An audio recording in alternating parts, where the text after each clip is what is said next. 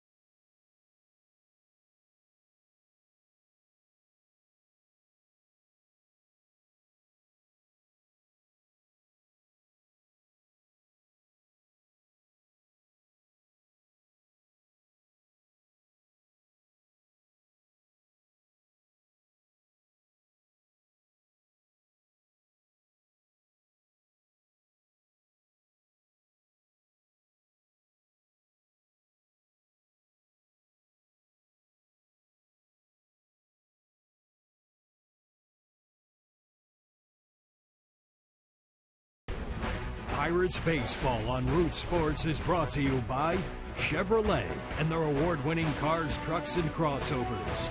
By your Toyota dealer, where quality, dependability, and good MPG all come standard.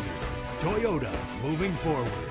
And by Day Automotive. We're going to make your day. Let's go, Bucks.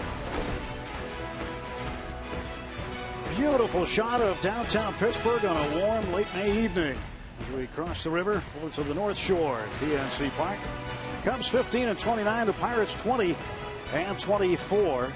Game one of a 3-game series. Aerial coverage brought to you by DirecTV. You call yourself a sports fan, you got to get DirecTV. Call 1-800-DirecTV. The view never gets old, does it? It does not. It is so nice. And Matt Haig will enjoy the view from anywhere tonight at PNC Park. Recalled from AAA, where last night he got a walk-off single in the bottom of the 15th for the Indianapolis Indians after Alex Presley had tripled to start the bottom of the 15th inning, and then Haig knocked him in with a game-winning run on a 2-1 win. And now Haig got himself to PNC Park after getting the word following the game that he was heading to the big leagues, and now he'll make the start at first base tonight. The Pirates hope his bat can help the sagging averages start to go up. Yeah, Matt, tag, you're it. And the view is much nicer here than it is in Indiana. A.J. Burnett will take the hill, and the lineup that he will face sent out by first-year manager Del Swaim. David DeJesus leading off, playing right. Starlin Castro, he is a tough customer. Joe Mather in center field. Brian Lahair had a great start. He's tailed off a bit lately. Alfonso Soriano, followed by Adrian Cardenas. Darwin Barney, Coy Hill behind the plate, the switch hitting catcher. And the pitcher, Ryan Dempster, is 0 for 15 at the plate. His Cubs will face A.J. Burnett. A.J. making his 7th start. His numbers brought to you by the Western PA Chevy dealers. 2-2. The ERA is up there. He got pounded. That one game inflated those numbers. He has been very, very good here in this ballpark. His 3 starts at PNC Park. And quite frankly, he's going against a team that is struggling terribly. Lost their last 9 in a row. And the problem is, a lot of people predicted this in the wintertime, that it would go this way for the Cubbies. They had a little decent run earlier, but it has been misery. James Caan and Kathy Bates kind of stuff since then. Well, Del Swaim, guy who has had a history with the Pirates for certain. In his first year as a skipper with the Chicago Cubs. Well, for the Pirates defensively in the outfield, Jose Tabata starts again in left. McCutcheon in center. Josh Harrison starting to get used to this right field thing. Alvarez and Barmes on the left side. Walker and Haig on the right side, with Barajas catching Burnett. A.J. won his first start and his most recent start. Well, Matt Haig was sent back to the minor leagues on the 14th of April while the team was in San Francisco. Struggled a little bit when he went back. And I think, Steve, when guys go back, they tend to want to do something to get them back to the big leagues right away, and then you fall into that trap of trying to do too much too early. But he has really been catching up with himself lately. Yep. What you got to guard against is just caving in emotionally. Oh, they sent me down. I might not be good enough to play in the big leagues. You got to fight that, because you got to be kind of almost twice as impressive to get back. They've seen your act once. It's got to be a better act to get you back here a second time. Here he is. Good for him. David DeJesus in the box, 282 hitter. And the first pitch of the game is in for a strike. But Hunter Wendelstedt barks out that first strike in the first inning of this first game against the Cubbies. Hunter Wendelstedt behind the plate. Dan Bellino at first. Crew chief Jerry Lanes at second, and Bob Davidson, the umpire, at third. Strike 2 call to David DeJesus.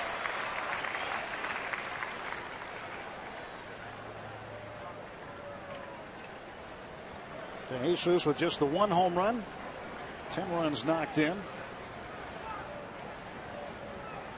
First batter of the ball game for Chicago. One inside for a ball, 1-2. DeJesus with one of the better on base percentages as a leadoff hitter in the National League. Rafael Furcal of St. Louis leads the way with 400 on base percentage. Michael Bourne of Atlanta next, 368, and DeJesus third at 365, followed by the Marlins' Jose Reyes at 345. 1-2. Just missed the inside corner. Yep, you got to figure Reyes is going to be up at the top of that chart or near it. Against DeJesus, defensively, Pirates pretty much straight away. Andrew McCutcheon maybe a step toward left center, and he's still out in that little half moon sun field. You see it there. It'll be going away midway through the second inning. Won't be a factor, but now Andrew's got to pick up that ball early and stay with it.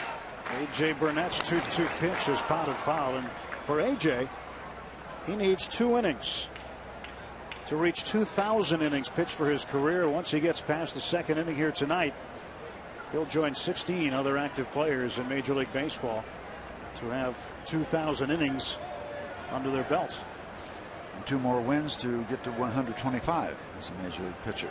By the way, the Cubs have never beat A.J. Burnett. 4-0 in 5 starts against the Cubbies. 2-2 missed on the inside edge again. The Baby Bears. And control for A.J. Burnett. He has made 6 starts. He's walked a total of 10 batters. That's good. DeJesus now awaits the payoff pitch from Burnett. Up to right field, but right at Josh Harrison for out number 1. And that's always a good sign because that ball is hit sharply, but right on the line out to right field. 1 down. Here's Starlin Castro. Castro, 3rd in the league in multi-hit games. He's got 18 of them. And it's all this young man seems to do is hit. He's good. He's a good player. And he's been that way since he arrived on the scene.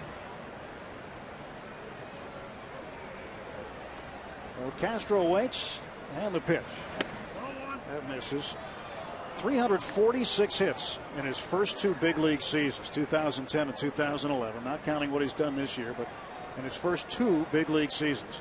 Modern day franchise record for the Cubs, surpassing Glenn Beckert's 335 hits in 65 and 66. He grew up in Pittsburgh's north side, not too far away from this yard, Glenn Beckert. I think Castro had, what, 207 last year? Yeah, he was over 200. He's getting accustomed to that 200 mark each year, which is certainly a milestone for anybody in any season. Burnett's 1-1 to Castro. Right down the middle for a called strike.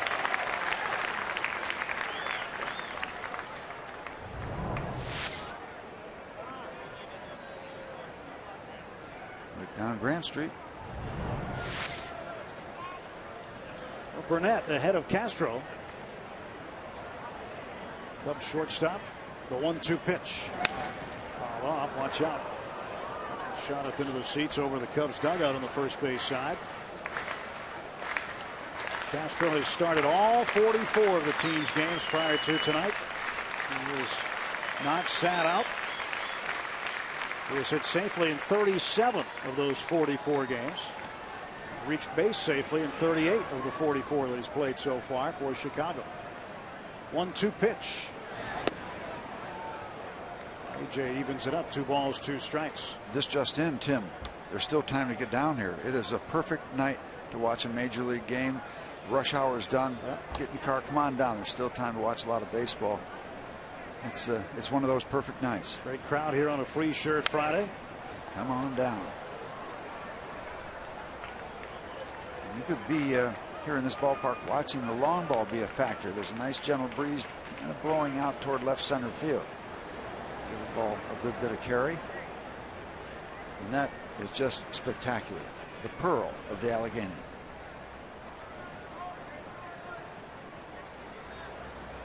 A.J. Burnett deals 2-2. That's up high, and he's gone full to the 2nd consecutive hitter.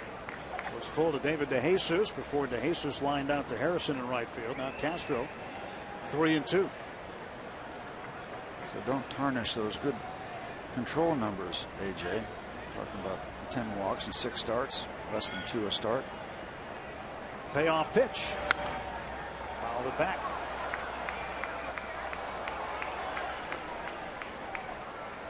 There's a buzz around the ballpark here tonight. Just the number of folks who are here.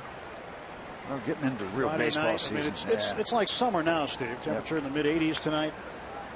It's going to be like that throughout the course of the weekend. Going to be a warm Memorial Day weekend. Holiday weekend.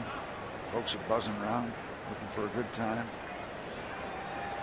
3 balls and 2 strikes to Starlin Castro. To right field, that's curling, and that will be a foul ball.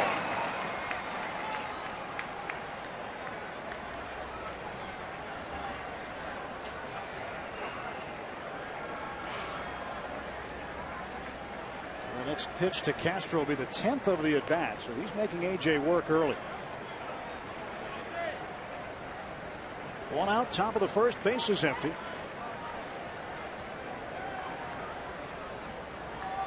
Here's Burnett's 3-2 again to Castro. That's up the middle. Walker with a diving stop, throws to first. Haig the stretch. Oh, just missed. Terrific play by Walker just to get there. And never mind to get a throw on the bag, but it was a bang-bang play, and Castro beat the throw. Wow, and I'm kind of surprised it was that close because Castro has much better than average speed, so that ball takes a while to get out there, and then Neal gets it over to first base, and we almost got one that we didn't think we were going to get right there.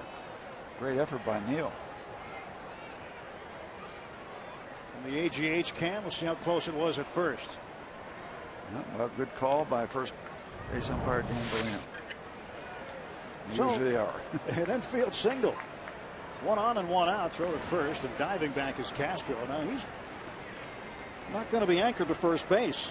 He leads the team in stolen bases with 12. He and Tony Campana, who's not in the lineup tonight, each with 12 steals. So there's the speed, and that's, looking at that number, makes me even more surprised about the closeness of the play. And he's way off the bag. Big secondary lead for Castro, and Barajas just looked him back to the bag. Almost looked like he was getting ready to take off and just shut it down. You see Dave McKay, veteran coach, a lot of years with the Cardinals, over there working with Starlin. He's got a substantial early lead.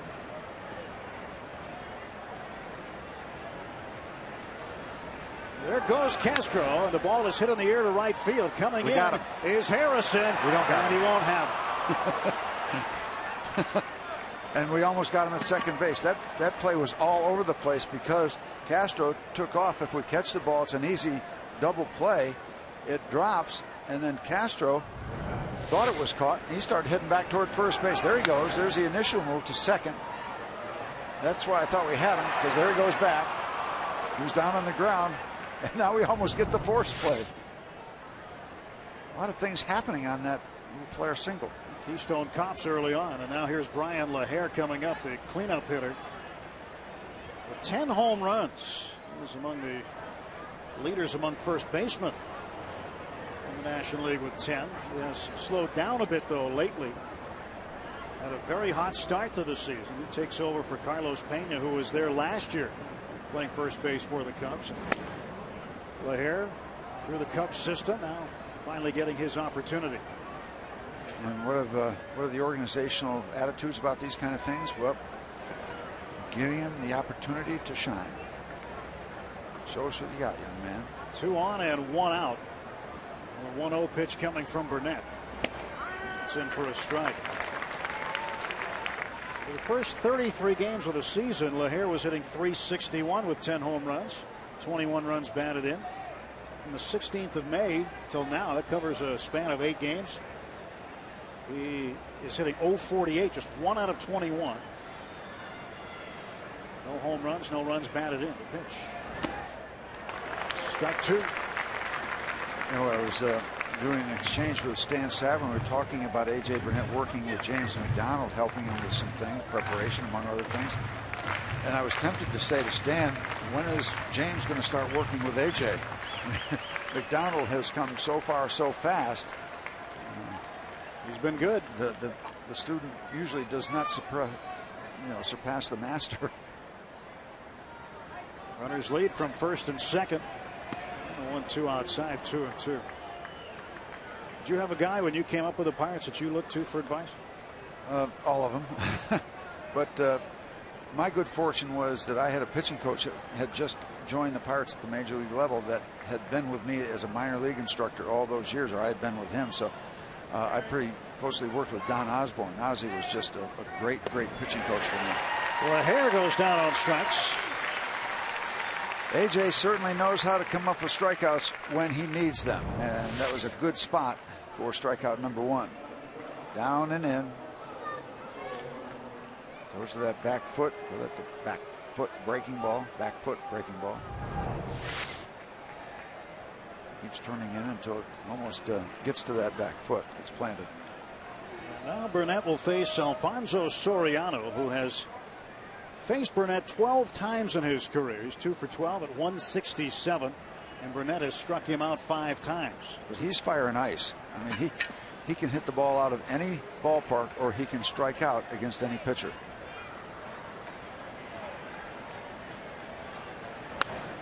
Pop back for a foul, and that's strike 1.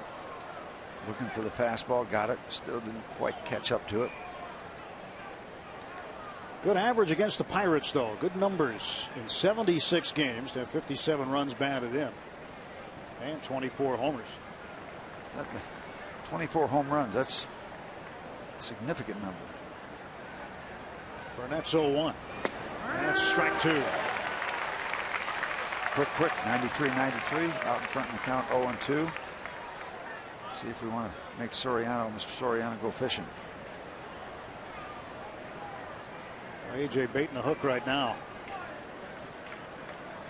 Castro off of second base. Now they're off of first. And the 0-2. Got him. Strike 3. 2 punch outs in the inning for AJ Burnett. Cubs get 2 hits and strand both base runners.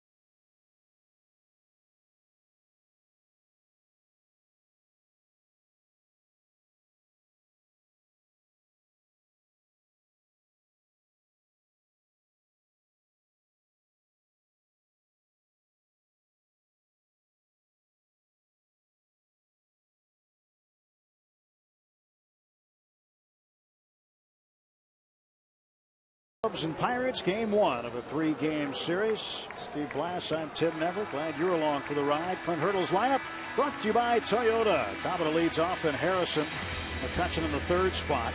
And Neil Walker against the Cubs has had tremendous success. 344, 17 extra base hits in 25 games. Walker and the Bucks taking on right-hander Ryan Dempster. This veteran certainly no stranger to the Pittsburgh Pirates. This will be career start number 25 against the Bucks for Ryan Dempster. First 24 starts against the Bucks. He's 8-12, 0-2 this year, but an ERA under 2.5. First pitch to Tabata is upstairs for ball 1. Kind of rough going for Ryan Dempster. Last 2 starts, a total of 12 innings, 8 earned runs. Tabata taking all the way. 1-1. Oh, you know it's Ryan Dempster when you see that kind of waggle of the glove. That was done initially way back to kind of eliminate him tipping his pitches, tipping the grips that he has on the ball. To right field and deep. De Jesus with a running catch. And that was a dandy. A lot of carry on that ball. Timed his reach just perfectly. Made a real fine player. Tyler still be running. Ball slicing back toward him a little bit. That helped, but he went a long way. And you can see he just goes up with the glove at the right time, not in between steps. And gets it. Pretty looking catch. De Jesus, fortunate he's left-handed. If he's righty, that's going to be a tough catch to make. Tougher than that one. It's the extra reach being left-handed. Harrison with a career-high 9-game hitting streak going. The 0-1. And Josh to right field, and this one's going to carry a little bit, but ballpark will hold it. DeJesus busy early on. All right, let's try somebody else. You can catch him. Let's take a look at tonight's Rivers Casino tips to win. Steve, what do you have? Well, 3 items. Don't underestimate Ryan Dempster. I hope that Haig helps. And how about the operative tip? How about we score some runs? Yeah, that'd be nice. That would be nice. Andrew McCutchen, .338 this season. Career against the Cubs, .321. He's 45 out of 140 against Chicago. Has had a very exceptional month of May. 2 balls in, no strikes now to McCutchen. The infield shift is on with 3 on the left side. Second baseman Darwin Barney playing behind the second base bag, almost to the shortstop side. Brian LaHare all alone to the right side. And McCutchen pops it up. Short right center. On comes Joe Mather to make the catch. And the Pirates go quietly in the first with 3 flyouts to the outfield. A.J. Burnett coming back in a 0-0 game.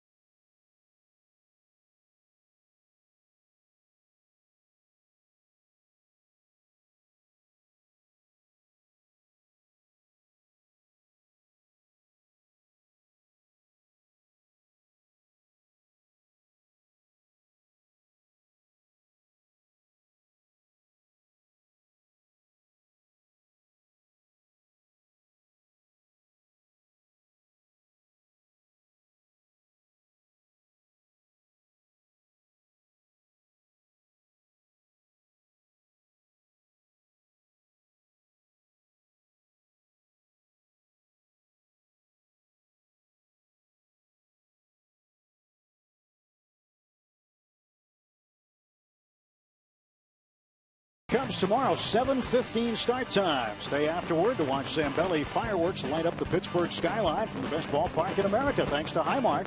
It's also an Eden Park Scratch and Win Saturday. All fans receive a scratch card good for prizes from Eden Park. For tickets, visit Pirates.com. Game 2 tomorrow night. Glad you're watching us on Root Sports. Just a hop, skip, and a jump from PNC Park. No score as we go to the top of inning number 2. Adrian Cardenas will take a strike. Cardenas inserted into the lineup later today. Originally, Ian Stewart was going to play third base, but he has a sore wrist.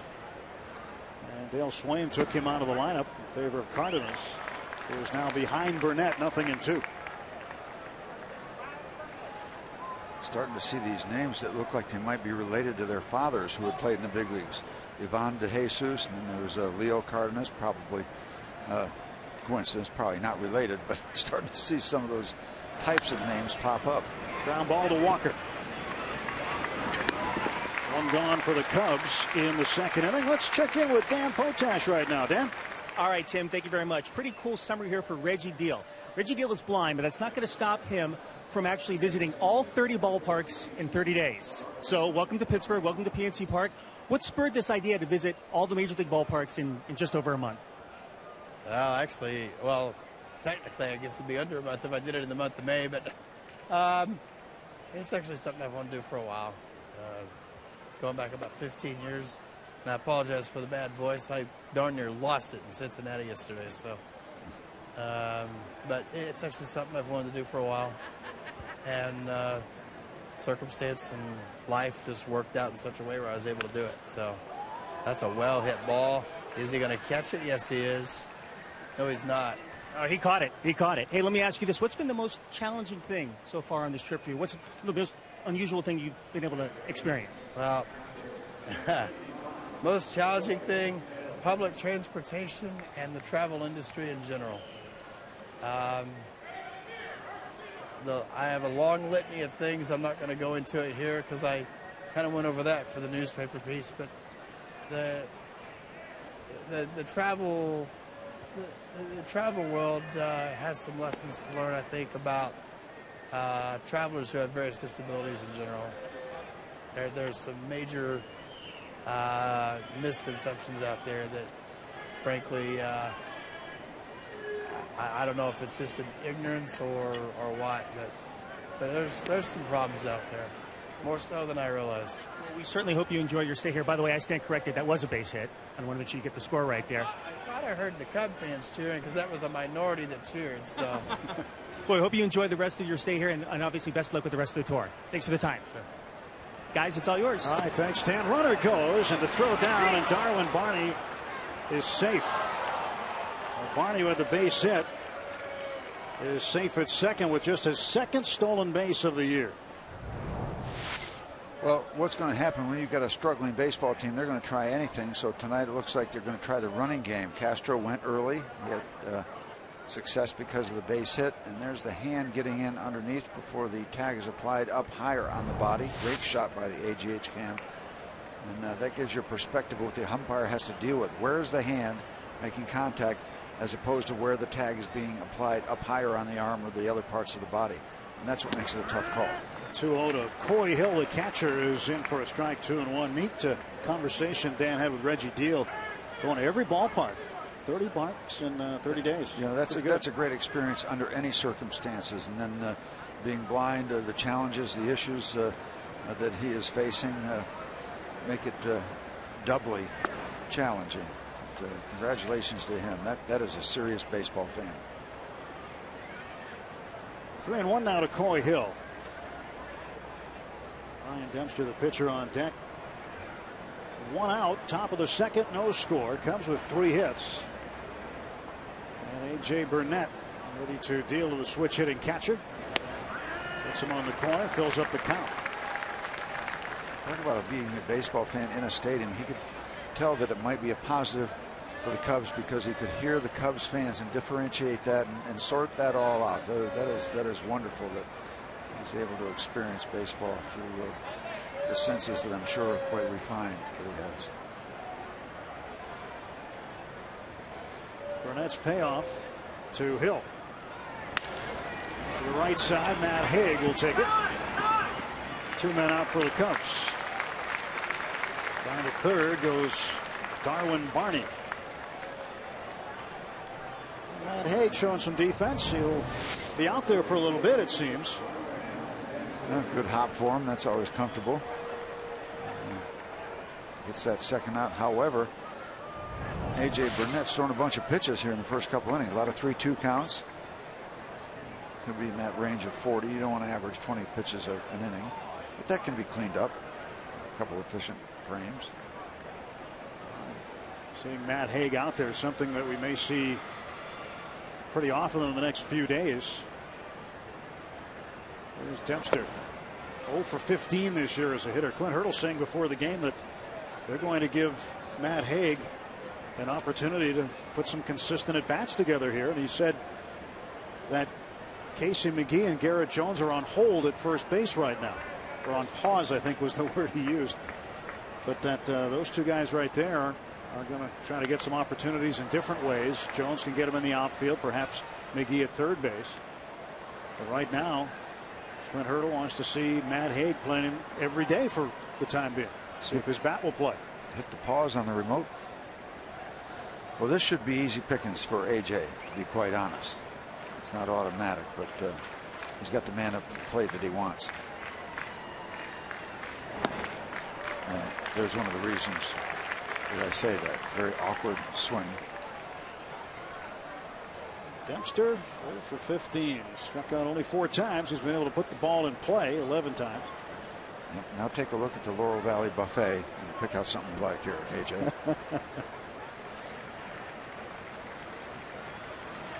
Got him. 2,000 innings for A.J. Burnett in his career.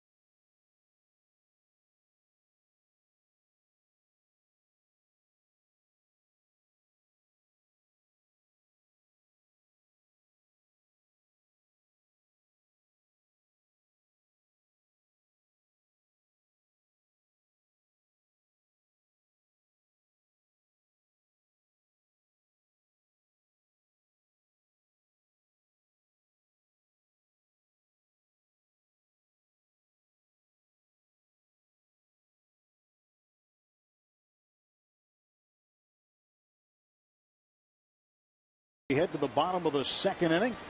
Let's take a look at our AGH injury update. Problems behind the plate for the Cubs. Castillo, Clevenger, and Soto all on the disabled list for various reasons. So Coy Hill is back. He has been with the Cubs in previous years as a backup catcher, but still Soto. Yeah, he's the one they want back. That's the guy. Got a torn meniscus in his left knee. Let's look at our AGH Sports Medicine injury update. Coy Hill's been around for a while. Look at, they even hide what they say to the umpires. You know, they hold the flap up there like the pitchers hold the glove over their mouth. So an extremely private conversation. It's all top secret stuff. I didn't think anything was private in the universe anymore. They might have glove cam. Pedro, first ball swinging, wraps one to right field.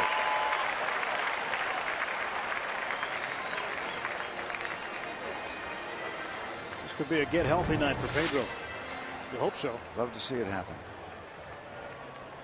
Hitting the ball hard, finding the hole.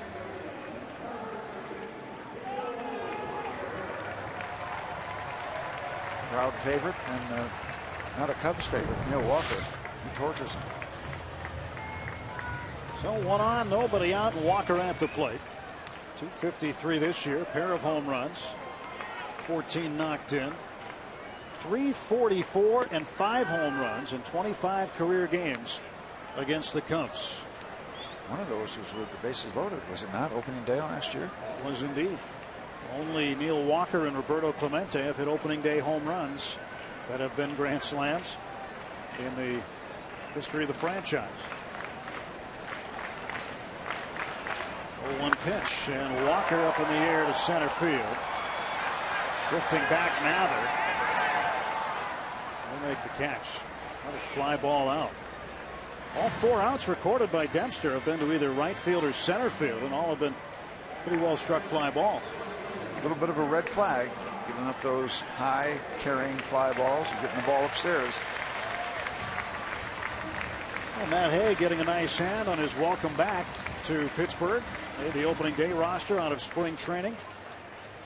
Sent back to Indianapolis while the team was on the road in the first road trip. And now he's back in there at first base. Told you a little earlier, in case you just joined us, it's been a long night for Matt. Last night, playing for Indy, got the game-winning hit in the bottom of the 15th, the walk-off winner. That's right, the bottom of the 15th against Louisville, the Reds' top farm club. And manager Dean Traynor told him afterward, all right, you're going back up. Yeah, I can do that. I can get there. He said, did he have any advice for you? He said, yeah, just keep it simple this time. Don't make it too tough. Don't try to be Superman. 1 on, 1 out. And Dempster delivers 1-1. And Haig, a comebacker. Dempster drops it. He'll take the only out he's got. Pedro safe at second base after Dempster had a room service double play ball dropped. Exactly right. And Ryan did the thing you do as a veteran. You bobble the ball, can't get the handle on it. You shut down that double play and take what's left. That'll frustrate you, but he's been around long enough to put that behind him and move on. There, the second grab.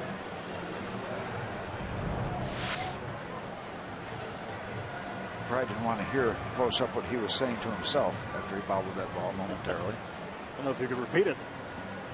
So Dempster now will face Rod Barajas, Pirate catcher, who has been a different guy in April than he has been in May.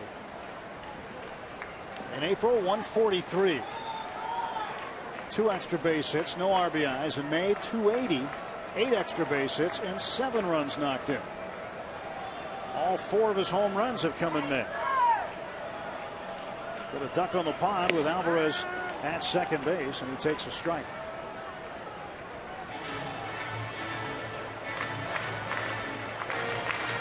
Well, if you want to score Pedro from second base, well, you got one thing going for it. There's 2 outs, so he'll be off with contact. But if you hit the ball right at somebody, it could get exciting at home. We want excitement at home plate. Always. We want safe calls. Always. We haven't had enough action at home plate.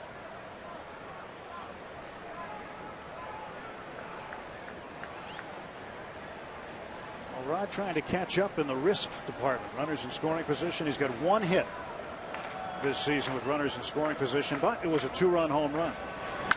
And now he's got 2. Pedro being sent home. Here comes the throw from De Jesus. The play at the plate. Safe! He got his hand in there. 1-0 Pirates. Rod Barajas, a 2-out RBI single. And the Bucks on the board first. Close business as we expected at home plate, but Pedro was able to see that back door available, so kind of slid the hand across, avoided the tag. They had a good shot to get him. You see more and more catchers seem to be out in front of home plate, leaving that back door open. Check it out. There's a throw, and it's a good one. But you see, the back door is available. Comes in, the catcher is out in front, and that's how you can get in there. And when you're coming in from third base, you see that availability. You can evaluate what you might have to do. You might have to bowl him over. You might have to slide a certain place. But you see that area, and that's what you go for. And you can slide very, very wide and just skim that hand to the left over home plate. He did that beautifully. Nice job by Pedro. Nice job of base running. 0-1 to Clint Barmas. The Bunko is shortstop. Upstairs 1-1. That was using all means available for Pedro. Yep.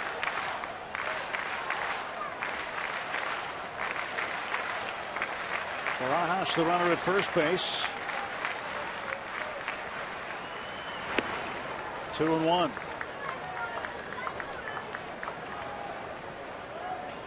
Barmas at 178, but lately things have been getting a little better for him. He's 2 for 3 on Wednesday and has 5 hits over his last 11 at bats. This one ripped down to third base. Grabbed by Cardinals. Throw to first. Safe.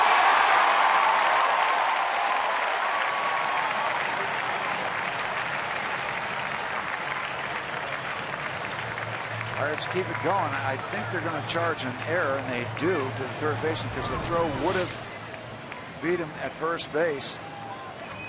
Nice snag, but then the short hop, yeah, they had him at first. Not the easiest play, but all that secondary. The Pirates keep the inning alive.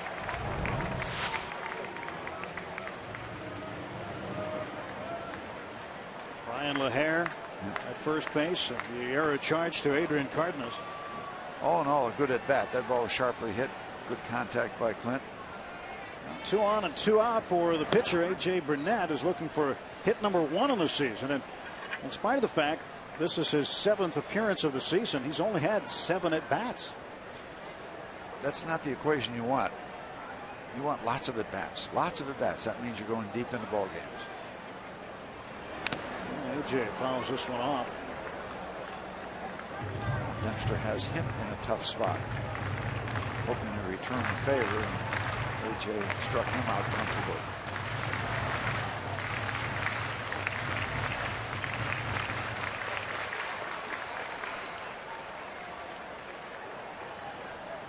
Barajas at second, Barmas at first, and Burnett whips one into center field, and it hung up there for Mather.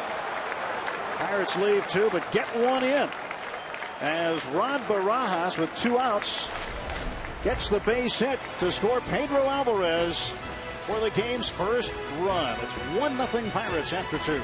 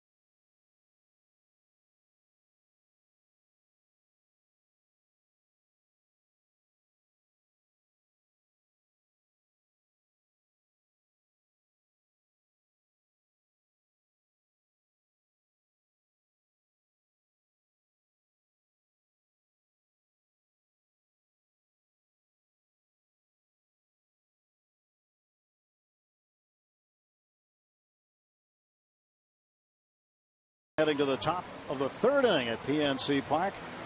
Kids getting into the Memorial Day weekend spirit. What we hope will be a great Memorial Day weekend here at the ballpark. You see the Bucks on the diamond. Now you can get an exclusive look at them off the field on an all-new Inside Pirates Baseball. This week the team talks about Andrew McCutchen's hot streak. We'll go golfing with James McDonald, Daniel McCutchen, and much more. Inside Pirates Baseball tomorrow, 6:30, right here on Root Sports. Little face painting going on with your bucko hat. A.J. Burnett gave the Cubs a scare when he launched the line drive to center field. It hung up for Mather. And now A.J. working on his 2001st career inning. We go to the top of the 3rd inning. It'll be the top of the order. David DeJesus, Starlin Castro, and Mather to face the Pirate right-hander. Still making their way across the Clemente Bridge. Why not? Under the banners, under the painted banners. A lot of people in this ballpark tonight. Great to see. Great energy. This baseball time of the year. These shots from the DirecTV blimp are incredible. The beauty when you look on the rivers and look at the ballpark. It's gorgeous.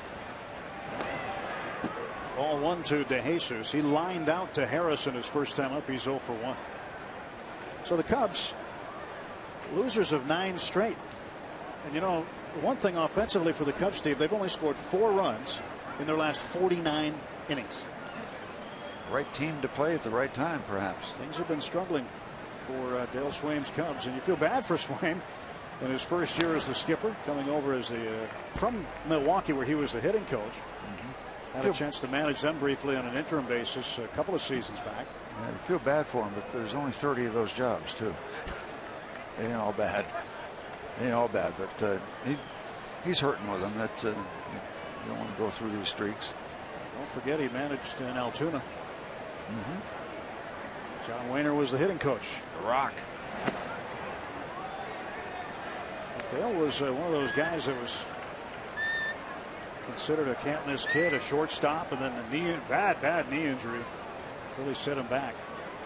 Now, still wound up with a good career, good guy, good baseball man. With a touch of the old school in him, which is always a good thing. And a base hit for De Jesus. Leadoff single for the Cub right fielder.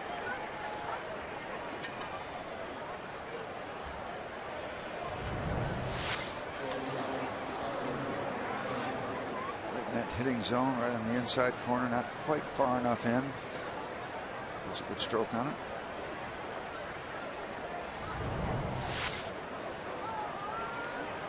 Starlin Castro now at the plate. Got his 57th hit of the season. An infield single in the first.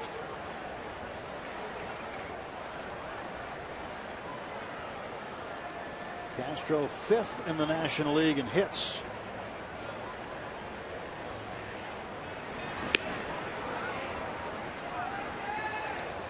David Wright of the Mets, who just left here. Rafael Furcal of the Cardinals, each with 60 hits in front of him. Michael Bourne 62, and the leader in hits is Melky Cabrera of the San Francisco Giants. He'll start the night with 67 hits. Big resurgence in the career of Melky Cabrera in San Francisco. The Pacific time zone seems to agree with him. They're playing Miami tonight. Lincecum is pitching for the Giants, and he's becoming a great concern. He's 2-4 with San Francisco, and they're starting to hear rumblings about the concerns about Tim Lincecum. Nobody out. To Jesus at first on the pitch. Blocked by Barajas.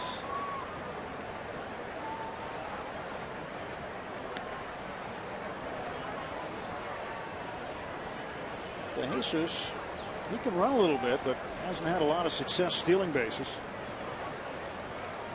Not a lot. Yeah, like 0 for 4. Yeah.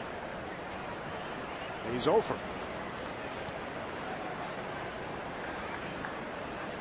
Barney took off last inning and got one. Yeah, and they're going to run regardless of being 0 for 4. You know, his stolen base numbers. They're going to run tonight because they're just scuffling to score runs. They're going to take chances. They're not hitting the ball. When you're not hitting the ball, you're going to be a little more aggressive. You got to press it a little bit. So you've seen that with 2 attempts. 2 balls and no strikes. And now Burnett falling behind 3-0. 49 pitches already for Burnett. It's got to be a concern to Ray Searles, pitching coach. The Pirates worked hard to get a run in the second inning, and the worst thing you can do is give it right back. Nobody out, runner at first base, and a 3-0 count to Castro. AJ gets back in the count.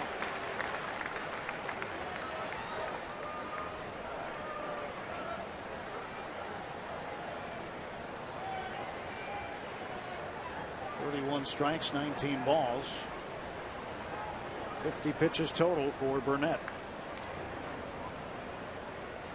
There goes the runner, and this one slap fouling out of play into the upper deck down the right field side of PNC Park. You know, Tim, how we always send out good good wishes for that. Well, it worked. My good friend, neighbor down the street, one of the great baseball fans and knowledgeable baseball fans in the Pittsburgh area, Mike Morelli. We've been hoping he would gain some ground. He has. He's feeling much better. And Mike, it's great to hear that. And he is truly a sensational baseball fan and even better Pirate fan. Mike, good to hear all the good news. There goes again, and this one is chopped foul. That's a fair ball. So Castro's out. Ball sat right in front of home plate in fair territory. De Jesus safe at second base. And Castro is out 2 unassisted. probably going to be the easiest out you're going to see the Pirates record tonight. About 4 or 5 inches out in front of home plate and just sat there. Starts behind home plate. Castro's hoping that it stays there, but look at that thing out there in front.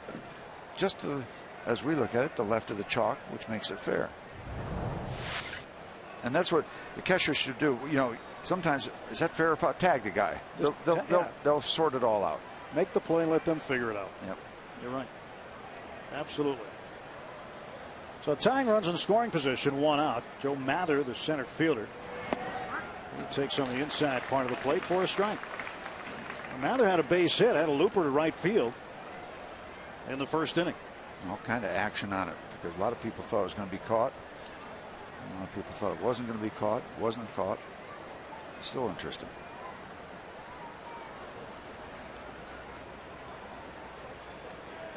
A.J. looks the runner De Jesus back to second base.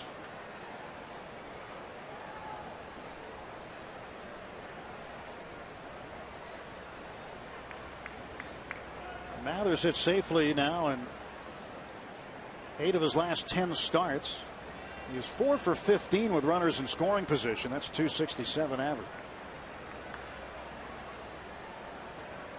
And Burnett wants to keep De Jesus right where he is. 1 man out. He's got Mather at the plate ahead of him 0-1. Starlin Castro still not too happy about being tagged out by Barajas. Yeah, when you start talking to walls. Yeah, but do the walls talk back? Good try on the backdoor slide. Yeah, that's when you got a problem. Then you start doing what the walls tell you to do. That's when it really gets Hit bad. me with a helmet. Yeah. Hit me with a bat. All right, I'm tired. Go down in the hallway and hit something else. Yeah.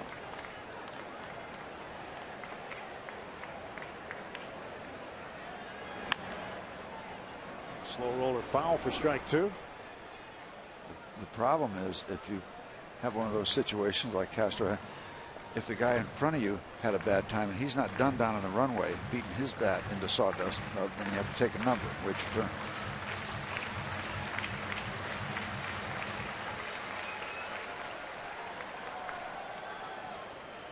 Mather now is hitting 3 straight for Chicago. Well, he's having a meeting with himself right there. Not too happy. It's not a positive meeting. You ever sit there and dugout, guys upset, just talking to himself, nobody in particular, just chirping away? Well, yeah, you usually give them some room. That was good company.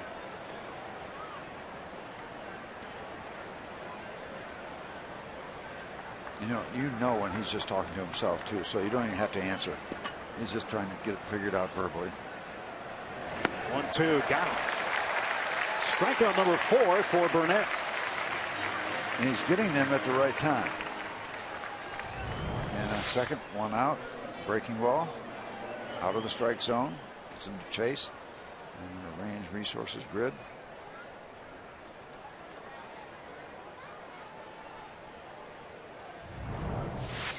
So Burnett got LaHare last time to strike out. He had consecutive strikeouts at the end of the first. LaHare and Soriano. He struck out Dempster and now strikes out Mather. Pitch to the first baseman is in for a strike.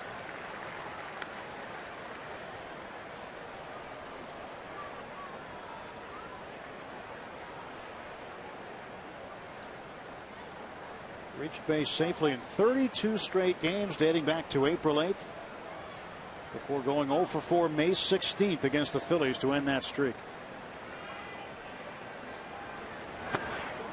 1 ball, 1 strike to Brian LaHare.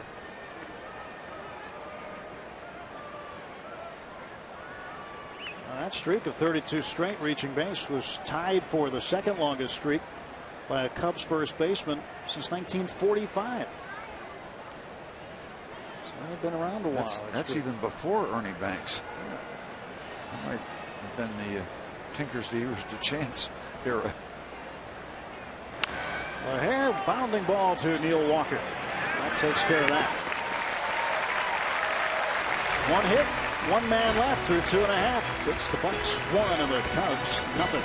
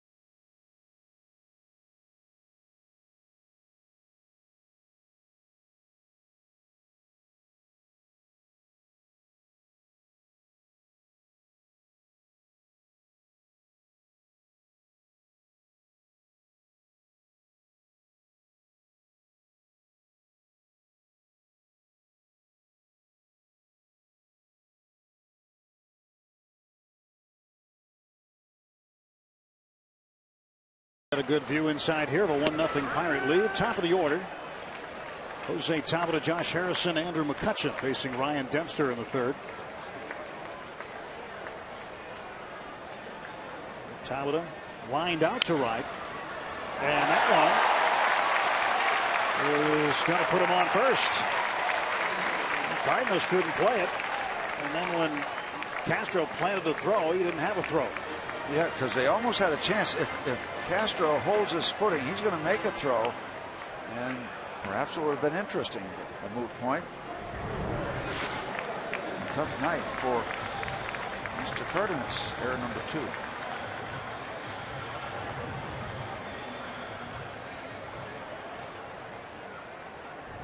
Now's the time to get a cash in. Yeah, when they start giving you extra outs per inning, they're already a team that's struggling. They're going to have to fight that feeling of, oh, here we go again. Throw to first, Tabata back. Josh Harrison at the plate. He flied to right to DeJesus in the first inning also. Harrison's hit 9 straight, 270 the average. Do it, Josh. Just keep it going. Keep riding that bicycle till it tips over. Upstairs for ball 1. Standing next to Josh when bench coach Jeff Basker put the lineup card up in the clubhouse today. He didn't know what the lineup was. He looked at it, saw himself hitting second, playing right field again. He said, "You're kind of getting used to this right field thing, aren't you?" He just laughed and said, "Yep. You know it."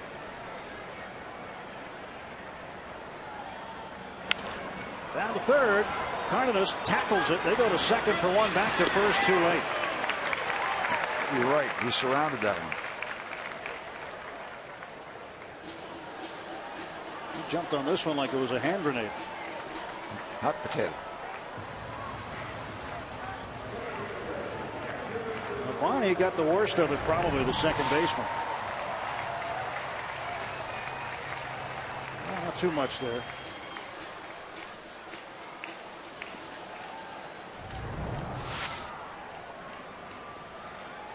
Barney got out of the way, coming to the inside of the bag. So Harrison aboard on the fielder's choice. Tabata out 5-4 on the force out. Andrew McCutcheon, who popped out to center field first time up. Barrel Automotive league leaders in OPS through May. Carlos Beltran is having an unbelievable month for St. Louis, and McCutcheon right behind him, ahead of Josh Hamilton, David Wright, and Alan Craig.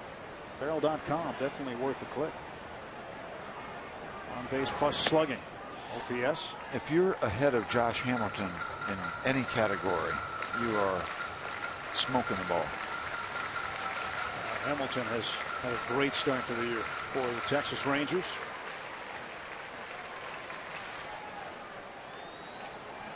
Hamilton just passed by Paul Konerko, the White Sox, in batting average. Otherwise, he was leading in all of the Triple Crown categories. Hamilton with 18 home runs leads the American League. 49 runs batted in, leads Edwin Encarnacion of the Blue Jays by 12 runs batted in. Well, Konerko's not too far down those lists either, is he? He's strong with the home runs. Well, he's creeping up. He's got 10. Still 8 behind Hamilton. Oh, okay. I thought for some reason I thought I saw 14. He's in double figures.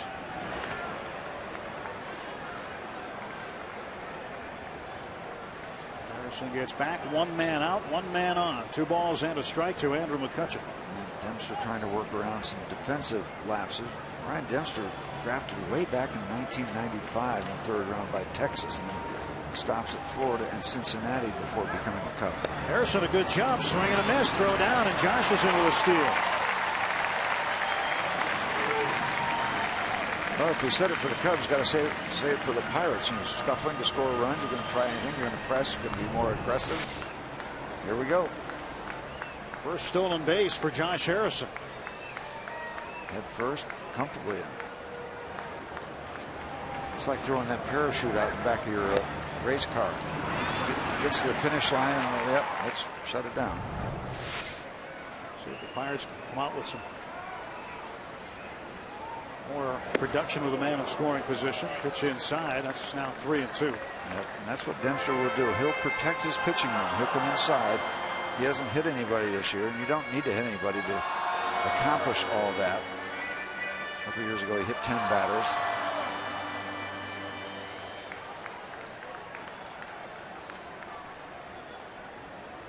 Three and 2 to McCutchen. Harrison at second, and the pitch by Dempster. Back foul past third.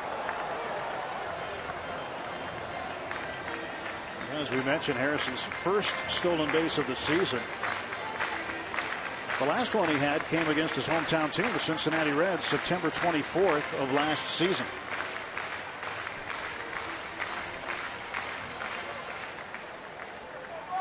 Josh had a good jump too. Really good jump on Dempster. See the lead as a bird might see it flying by. Off speed and way out in front was McCutchen. He strikes out. First for Dempster. And that one is well placed. He needed one there against a good hitter. Made a good pitch.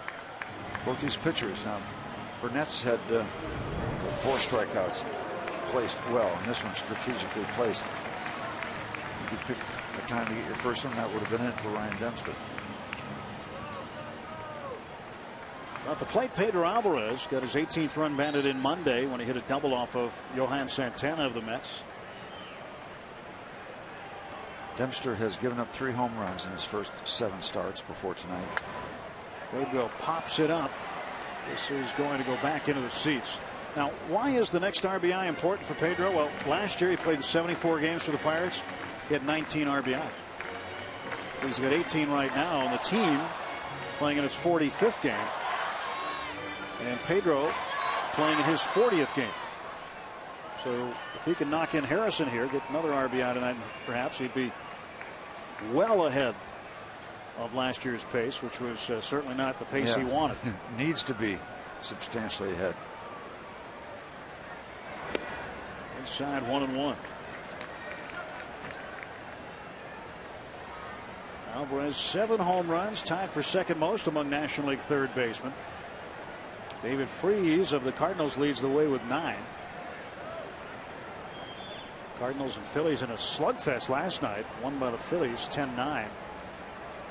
Well, we just haven't run into one right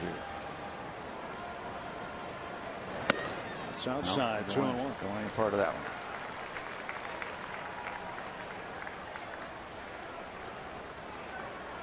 We might fool around and have 30,000 people here tonight. Might be nice. A lot of folks in this ballpark. It's always great to see. Looks as pretty as the skyline in its own way. Alvarez ahead of that one. Again, pulling the string was Dempster. 2 balls, 2 strikes. Very effective to Andrew McCutchen. Very effective to Pedro there. He's got one.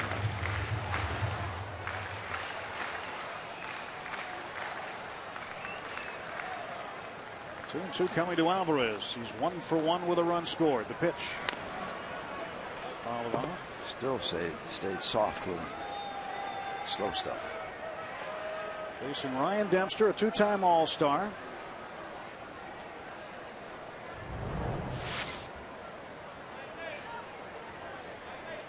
Right there in a good hitting zone, but he was fooled by the speed out in front. Kind of like to have that one back, probably.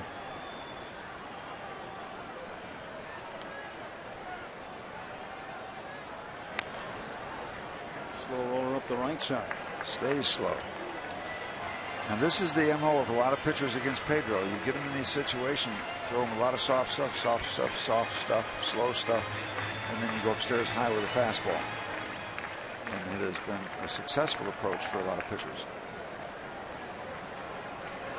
Pedro 5 for 25 with runners in scoring position. Trying to improve on that mark.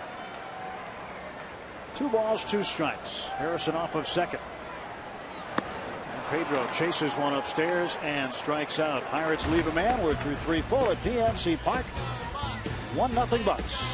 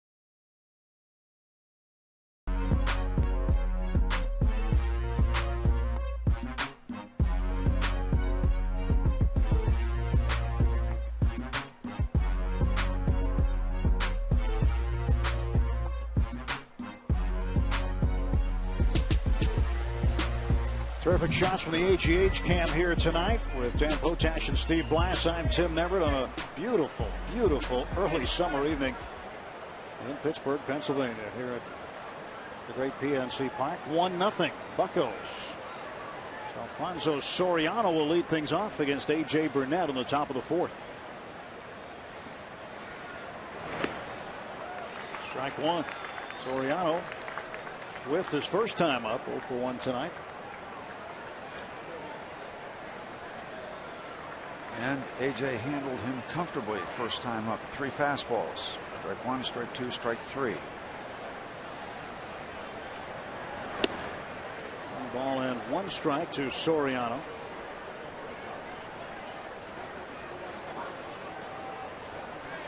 Was hitless in the last game against the Astros before heading over here to Pittsburgh. Ball and 2 strikes now to the free swinging Soriano. 7-time All-Star. Remember, he was a second baseman for a lot of those All-Star appearances. When he went to the Washington Nationals, they wanted him to move to the outfield. He reluctantly did so, and it's actually kind of worked out for him. He strikes out. So Soriano has struck out now twice, and there's 1 down in the Cub fourth. Let's take a look at tonight's AT&T Mobility Trivia question.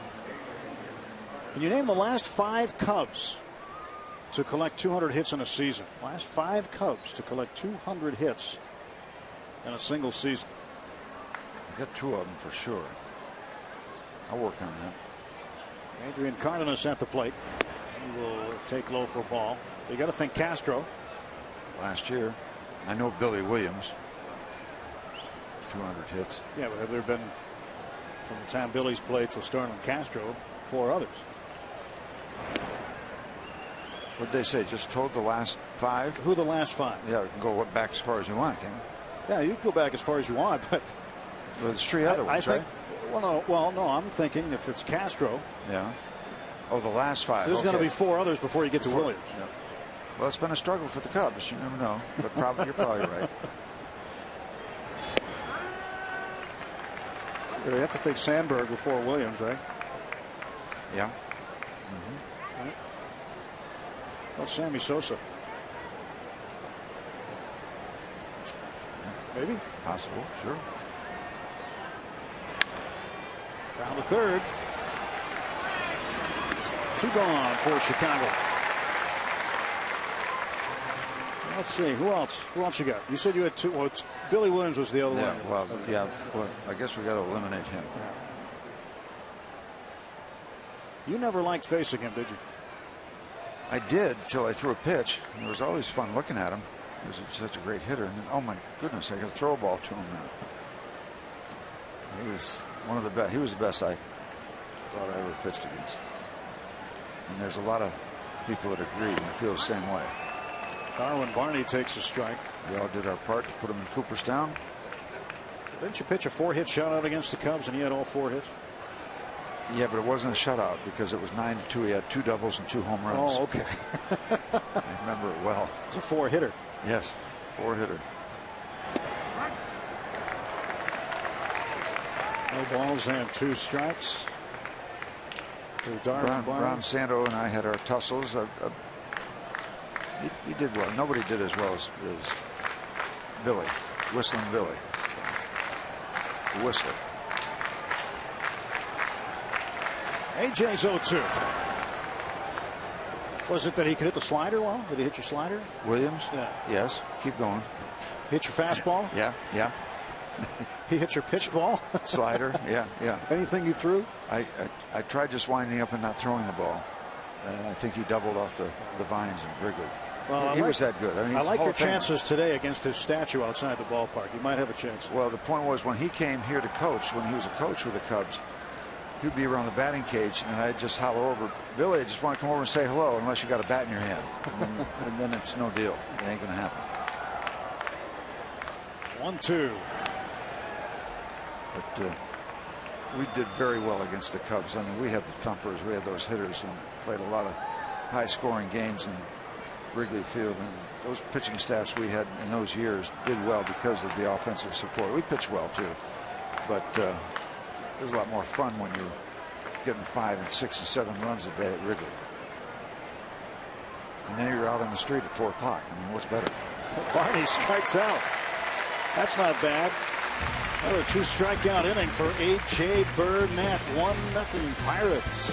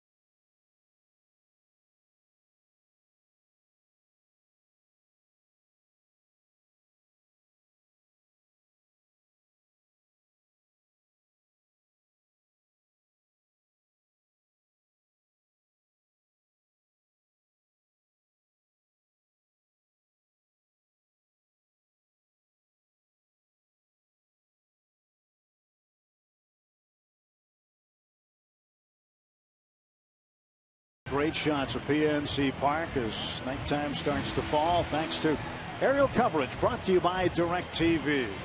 If you call yourself a sports fan, you got to get DirecTV. Call 1-800-DirecTV. Great shots of the North Shore. We've seen these throughout the course of the weekend, thanks to the DirecTV blimp. Spectacular views. Now Dempster facing Neil Walker. Walker is 0 for 1. It'll be Walker, Haig, and Barajas. 5, 6, and 7 in the Pirate order.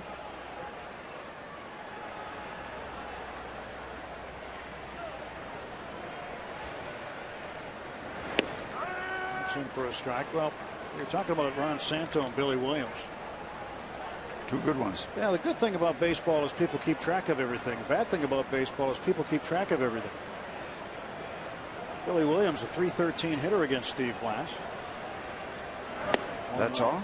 That's it. 25 out of 80. 6 doubles, 7 home runs, 14 RBIs. I don't know, 14 RBIs? I pitched a lot against the Cubs. That's much better. He's a piece of cake. He might have been better than you thought. A lot better than I thought. It's all about perception. 2-1 pitch. And Walker hits this one down the third base side. Cardenas giving it a look, and that ball's going to stay in for him. And Walker is out.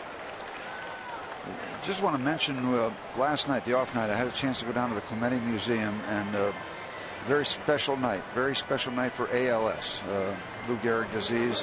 There's going to be a walk September 8th, and we'll give you more information about that as we get closer. But a lot of great people there.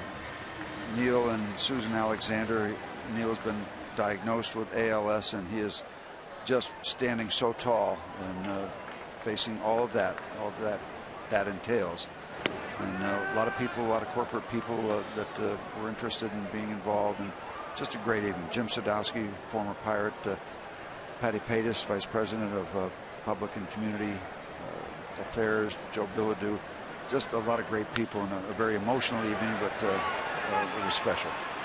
Darwin Barney throws that one away, but Haig looking to go to second. He's going to stop. So base hit for Matt Haig. That's his second major league hit. His first one came back on the 8th of April against the Phillies in a pinch hitting role where he drove in a run. But Haig now gets a 1-out single. And Bucks have a base runner. Well, Barney just catches a flyer, no chance to make a play. And I think if Matt had gone initially, had looked back and gone initially, it would have been a comfortable trip to second base. So you shut it down, so Pirates have a 1-out runner at first base. Please mark that on your calendar as you look at the replay again of that flyer. September 8th, Pittsburgh Zoo. Walk for ALS.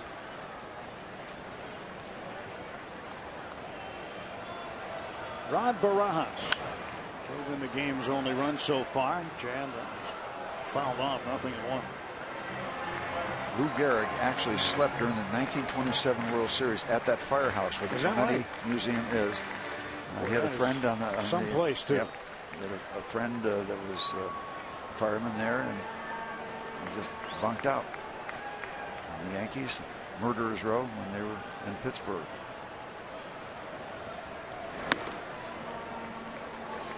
One ball, one strike. Yeah, it's such a great facility, and get to see some tremendous memorabilia and artwork. Yeah, it's a special place. The city of Pittsburgh should do more with the Clemente Museum. It is a gem in our city. It's an absolute gem. Barajas belts this one to left field. Soriano makes the catch. Alfonso Soriano with a beauty out there, and a bullet hit by Barajas. That ball was hooking away from Alfonso. He stayed with it and was able to track it down. Good play. Rod hooked it around and thought he had hooked it enough, and we did too, but Soriano comes over and on the run, puts it in the glove. Has it measured the whole time. That lock action in those gloves secured it. Well, Clint Barmes, the number 8 hitter, batting with 2 outs and a man aboard. Matt Haig at first.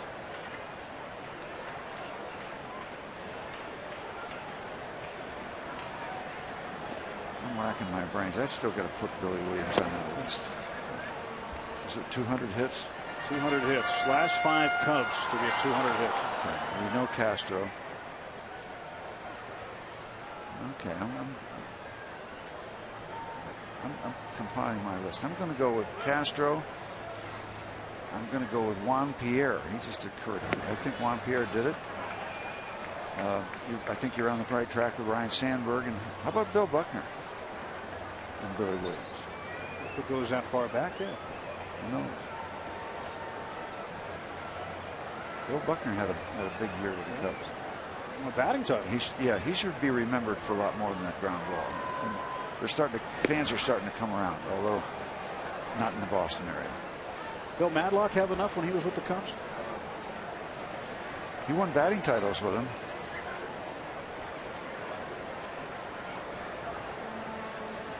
Three 1 pitch to Clint Barmes. Yeah, Madlock would be a candidate. I'm going to go with my list of Castro, Pierre, Sandberg, Buckner, and Billy Williams. Just because I hate to leave Billy out of any conversation about Cubs hitting. Now Haig will be taking off with this Dempster pitch. There he goes. And Barmes in the air to right center. Able to get it is Mather. And the Bucks strand another man. We played 4 full. 1-0 Pirates.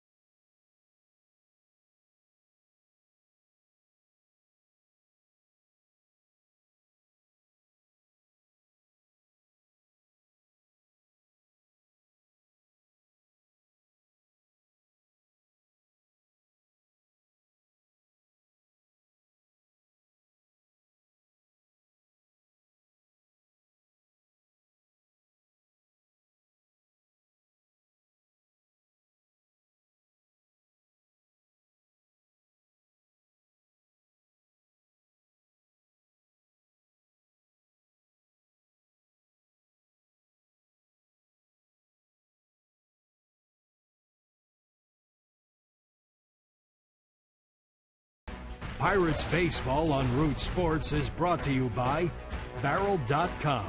Definitely worth the click. By PNC Bank for the achiever in you. And by Chevy Cruise, which offers EPA estimated 42 mpg highway. Let's go Bucks! Well, when you come out of the Fort Pitt Tunnel and you look across and see the stadiums on the North Shore, The city bursts on you when you come out of there. Appears. And players will tell you when they're called up for the first time and they come through the Fort Pitt Tunnel, and it just takes the air out of them when they see what's on the other side. Spectacular. 1-0 Pirates, top of the 5th inning. Coy Hill, the catcher. Then Ryan Dempster, then back to the top of the Cubs order. David DeJesus scheduled to hit third this inning against right-hander A.J. Burnett. Right at Hay. Pickett. Nice pick. That's a quick out. One down. Well, our AT&T Mobility trivia question we asked a while ago. We'll see how well Steve has done in answering that tonight. The question is, can you name the last 5 Cubs to collect 200 hits in a season? I'm going to guess you got a few of them, Steve. Castro, Pierre, Sandberg, Buckner, Billy Williams. How about you? Got them all. That's it. Graduation time in the Berg. You got them all. Get bumped up to second grade. We bow down to you now. I don't get many. He did it off the top of his head. That was pretty good. Well, Steve, you contributed to Billy Williams. We've established that. Didn't have anything to do with the rest of them. He was enough. So you don't want to know your numbers against Santo? Yeah, I would. You would? Yeah. Do we have them? I do have them. 0-2 to Dempster. Down to Haig. Walks it. Toss to Burnett. 2 down. Haig staying with it. Yep, keep the ball in front of you, especially when a pitcher hits it. He's not going to be barreling down that first baseline as quickly as most position players. In between hop, keep the big body. The pitcher gets over there in time like he should, and you get it done.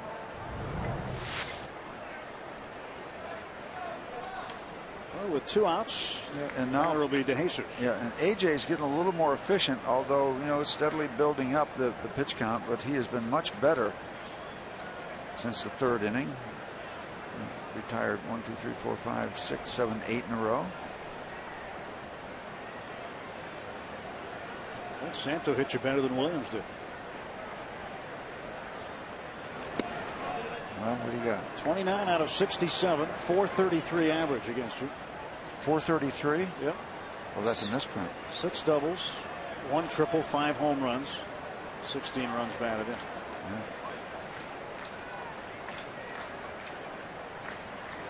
Okay, now let's look at the other side of the coin. I think 16-9 against the Cubs career-wise, something like that. Come on, we got to get that one too. We got to get that career win-loss because that's the big number. You had success against him. These are just 2 guys that pitch a little bit. Ernie Banks was still hanging around, kind of winding down a little bit. Get the ball over the ivy on a pretty regular basis. Right on the corner, just caught the edge for strike 2 to DeJesus.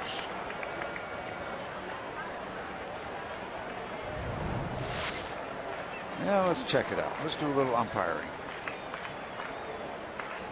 The backdoor slider that stayed outside the building.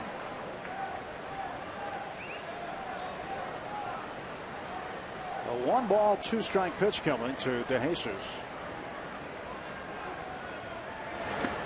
He looks at it in the dirt.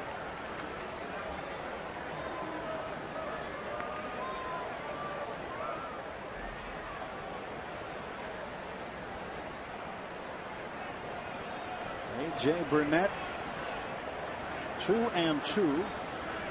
Over his last 3 starts here at home, a 157 earned run average. That's a foul ball down the left side.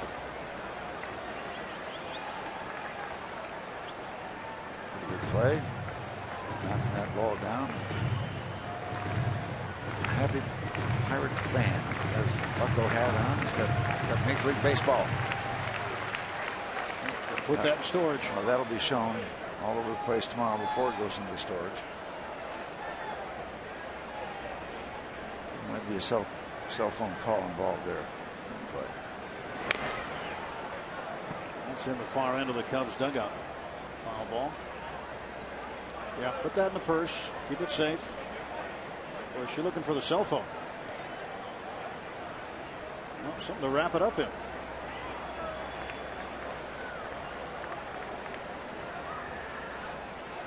You're going to get some foul ball action down there in those seats. Yep. Down the line on the railing. Great way to see a ball game. You are close. Count is now full.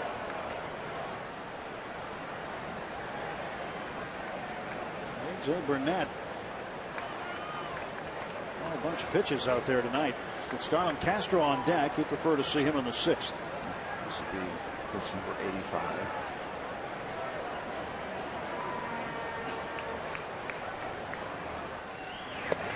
And he walked him, and that ends a string of 8 straight set down by Burnett. 2-out walk, and that'll bring up Castro. First free pass issued by A.J. Number.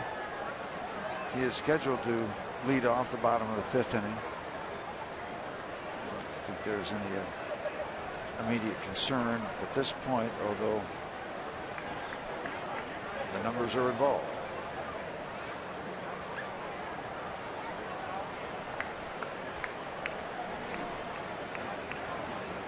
Jesus at first. Reached base for the 2nd time tonight. Castro takes low and away, ball 1. Infield single for Castro, and then tagged out on a little number hit in front of the plate. He didn't run. He didn't think it was fair, but Barajas picked the ball up and tagged him out for the first down of the 3rd inning. Starlin Castro awaits the 1-0.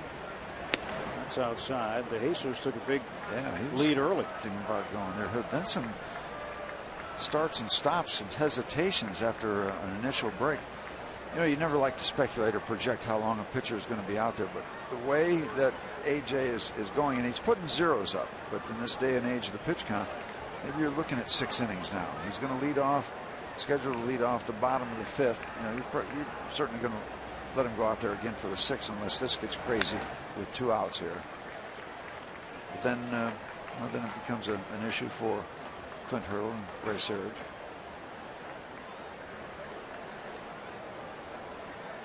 But one of the stories in the American League, Adam Dunn homering again. It's what, 15 for him or 16? I can't tell. It's a bunch. Get that number for you in a minute. Number 15. Early nominee for comeback player of the year. He's trailing Josh Hamilton now by 3 home runs. Hamilton the leader in the American League with 18. Pirates have had just a taste of American League play with the 3 games in Detroit over the weekend, and more to come. More to come. Plenty more to come, actually. 2-1. And this one is lifted into shallow left center field. It'll get down for a hit. Another multi-hit game for Starlin Castro. Now runners at 1st and 3rd with 2 down. Just into no man's land, short left center field. It's the 19th multi-hit game for Castro. It was a 2nd place tie in the National League. Doesn't get a lot of it, but well placed. And DeJesus has the play in front of him, and I thought maybe there might be a throw to 3rd base, but that didn't happen. And now Ray Searage wants to talk to A.J. Burnett, and the phone's going to ring in the Pirate bullpen. In fact, it already has. Tony Watson will get the call. Once again in the 5th inning, no wiggle room. It's 1-0. I mean, I like to have these kind of situations where, you know, you're wondering if you guys running down a little bit out there on the mound, that it's 6-0 instead of 1-0. But during this period, that's the way life is.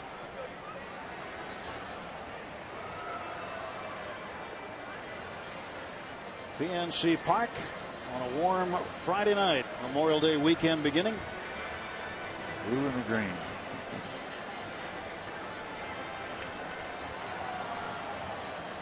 Right over the Allegheny River. Now double barrel action as Jared Hughes gets up and joins Tony Watson. I'm just wondering if you're going to need and require another airtight performance out of the bullpen. Mather is 1 for 2. There goes Castro taking off for second. He'll walk there without any kind of defensive interest, but it will be scored a stolen base. That'll be his 13th. That was a freebie. Yep. And now we're looking at the need for a huge third out. Gets a strike in on him, 1-1. Mather, a 250 hitter with runners in scoring position. This is the 17th at bat this year with this situation.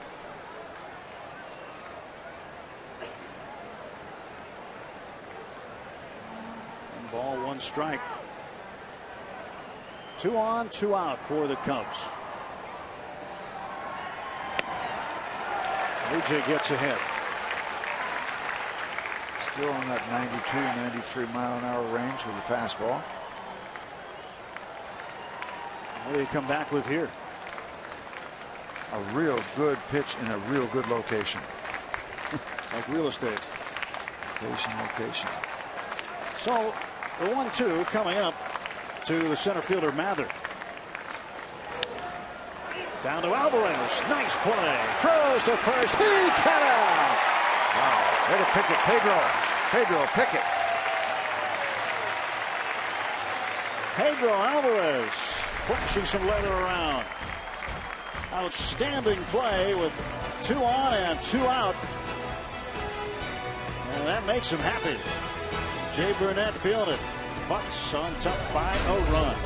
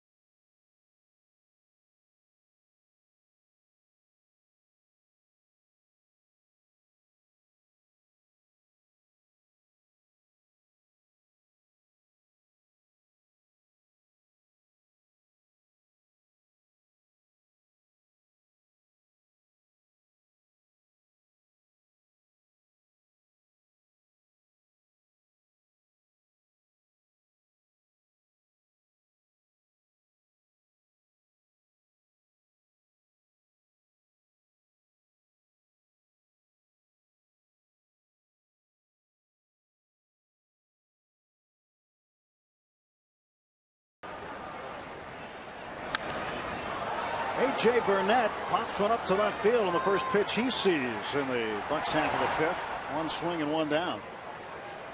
So quick out for Burnett. He hasn't had a hit since the 20th of June 2009 when he was with the Yankees in an interleague game against his former team, the Marlins. It's been a while since A.J.'s dropped one in safely. Yeah, we'll see. First one.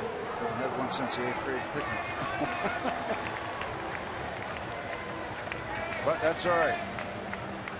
He's chunking real good. 5 scoreless innings. He's made good contact tonight. Yep. As contact goes. Jose's amigos. I want to see him get a hit. Jose is 0 for 2. Reached on an error last time up in the 3rd.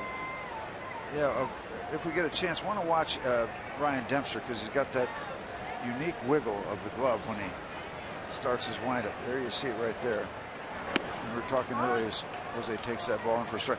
That's primarily way back when he did that so he wouldn't give away a grip and tip his pitches. If you asked him about that right now, he probably would say he's been doing it so long. What are you talking about? Yeah. He probably doesn't give it a thought, not remotely aware of it. But that's his style, and he does it every time. Right into the glove of LaHair. Jose hit it well, and well, all he can do is go back to the bat rack. Well, he preloads that split-fingered grip. He's been doing it, and he used to tip it off because he would make the move, but now he just does it all the time. So you can't really get any feel how he changes the grip, or does the grip, or holds it, or stays with the grip he started with.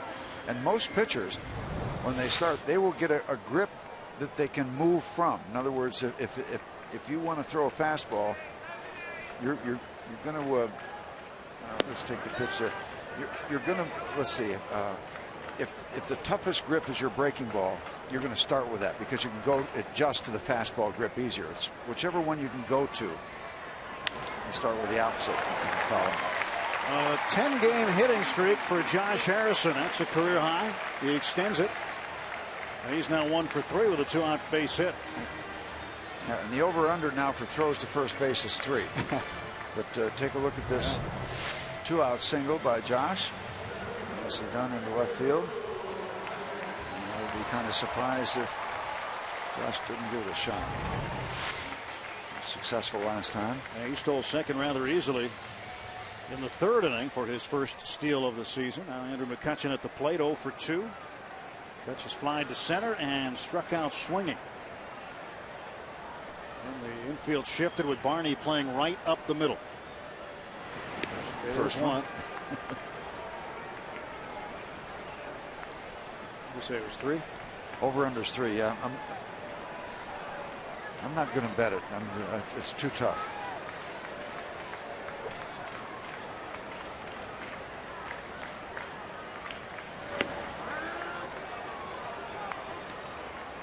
Andrew McCutchen with a strike on him now.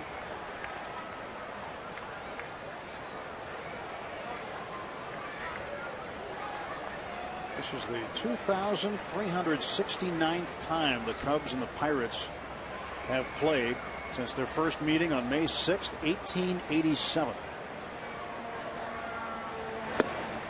Big secondary lead for Harrison, seeing how far he could get out. Are you sure that's 433 with Santo? I'm getting it from a reliable source. It was checked and double checked. Yeah, the more I think about it, the more that's accurate. It's just, ooh, you're going to have to turn your notepad over so I don't have to look at that. See your record. 100 points better than Billy Williams. Come on. Maybe 4 in that 4-hitter. Maybe that's the only 4 that Billy ever got. I remember before Ron passed away, the fall before he passed away, I sat with him in the dugout in third base side of Wrigley Field. We did an interview for the radio pregame, and then we sat and talked for about 20 minutes. Some about you. And I said, how'd you hit Steve? He said, I used to get him okay. Yeah. 433 is okay. Yeah, it is.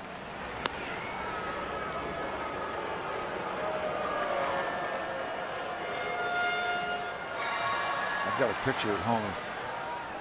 Ron and I posing at Wrigley Field. He had a big black eye, and he had just one of the few times he had a 29-game hitting streak or something like that. I got him out, so that was my shining moment as opposed to the 433.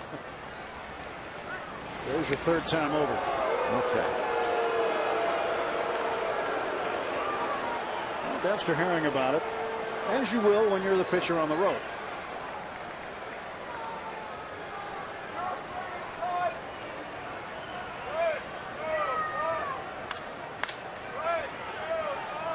One and 1 to McCutchen. 1-0 Pirate lead. Bottom of the 5th. There goes Harrison. Pitch outside for a ball to throw down. Not close. And Harrison with his second swipe. Yeah, and you know that a play is not going to be close when either the shortstop or in this case the second baseman just gives up the bag and comes in to get the ball. Then you know it's over. There's no contest. There goes Harrison. Watch where Barney is. He's nowhere near the base. He knows it's not going to happen defensively for them. Yeah, when they give up the bag, you got it. Well, let's give AJ a little breathing room here.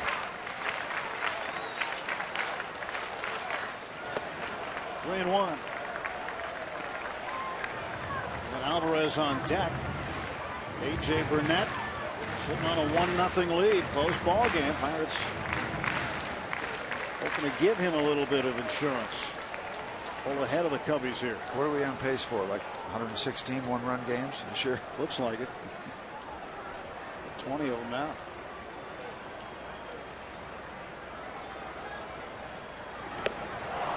Count full. And the previous at bat, Andrew against Dempster, he got him on an off-speed pitch. Just got to the 2-strike mark with that delivery.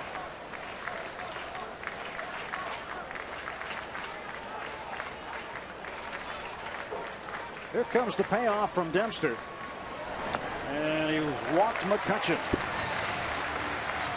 Free pass with 2 outs. That'll bring Pedro back to the plate. First walk for Ryan Dempster. Nothing happening in either bullpen now, but we're not too far away from that all changing. And one or the other or both. It's going to be happening sooner than later. Dale Swaim is aware of how the game is played in terms of using pitching staffs now, as is Clint Hurdle.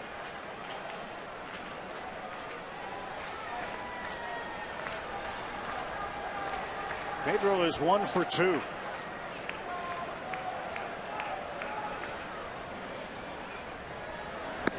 One ball, no strikes to Alvarez.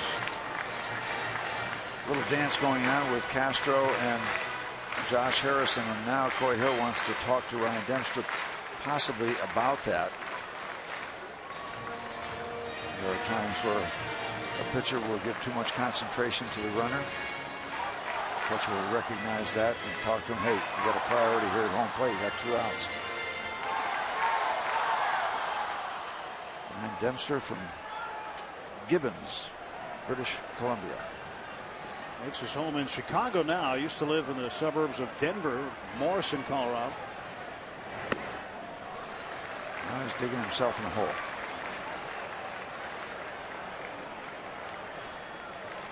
Uh, 2-0 here. Pedro's got to see it right in the window, doesn't he? Got to look for something he can drive.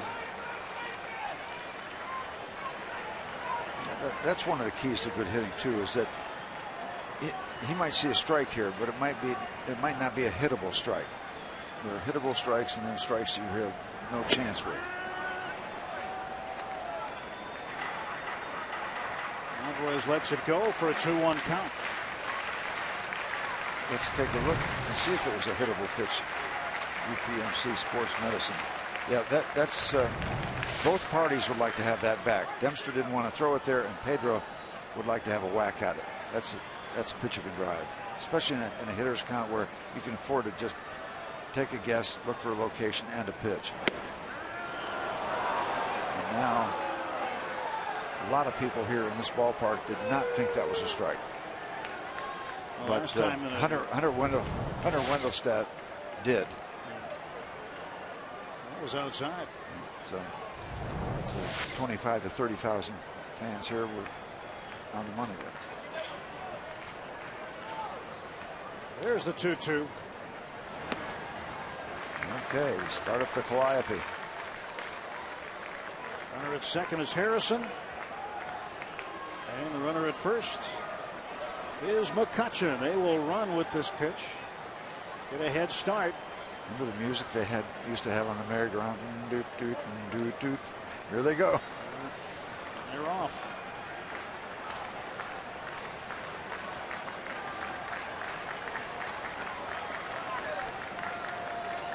They probably got a rapper now singing. Probably so, yeah. And it goes faster.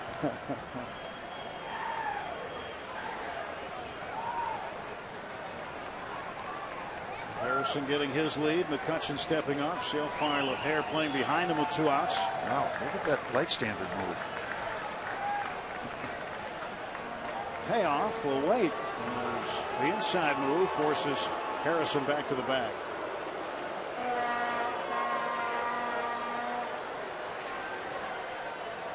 Dempster dragging out the drama. It's not 25 to 30,000. It's 30,000 plus in the ballpark tonight. They're wanting to see a gap shot. They want to see our center fielder run. Foul ball. They'll have to reset everybody. Harrison back to second. McCutchen back to first. Harrison got such a good jump. He was practically at third base by the time Pedro swung.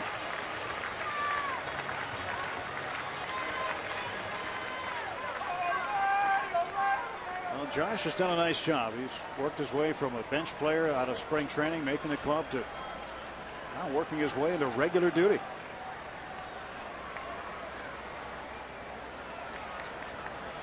The payoff pitch from Ryan Dempster. This one's fouled back. Harrison getting a workout.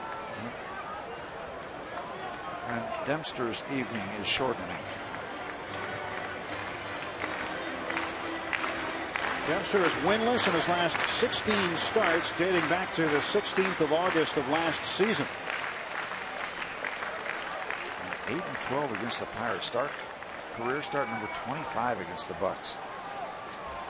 A lot of video on his action. And that's right in front of the plate. A swinging bunt. Bad luck for Alvarez. Didn't get it done. Pirates strand 2. 1-0 as we head to the 6th inning at PNC Park.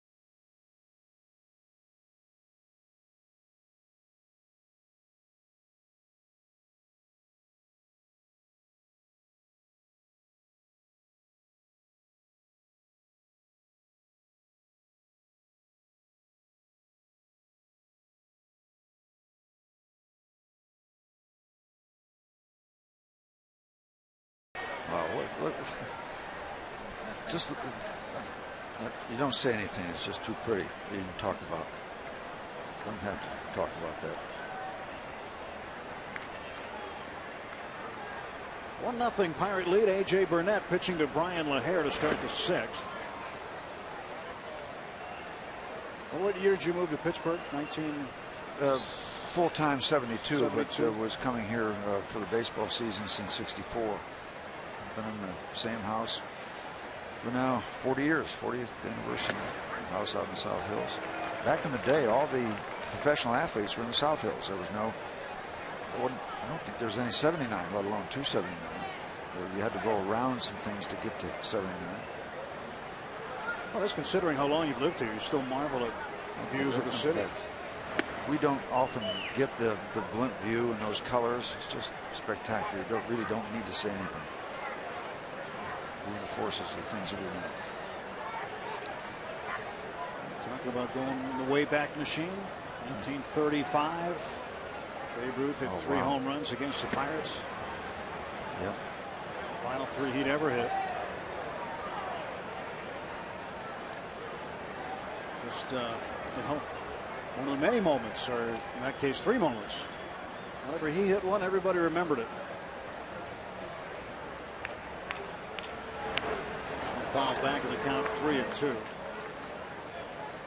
714 of them in his career. Yep. There are a lot of people who will have very valid arguments who they think is the best baseball player ever. I vote for the Babe. All the things he did, the pitching he did, the slugging percentage. Just... 712, 713, 714 hit at Forbes Field. And a ground ball to second base to Neil Walker. And he throws out Brian LaHare. Dan Potash is standing by with an eyewitness of those 3 home runs. Wow.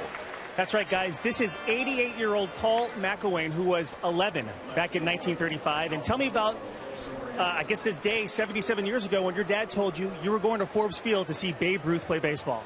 Right. How exciting was that? Well, I was a baseball fan, and I just enjoyed baseball. And when he said I was going to see Babe Ruth, or going into the Pirates, and I knew Babe Ruth was there that day, I was really excited. Now, we've heard all kinds of stories that one of the 3 home runs he hit went at least 600 feet. Can you say that that was definitely true? Yes, that was the third one that he hit, and I think it cleared the roof.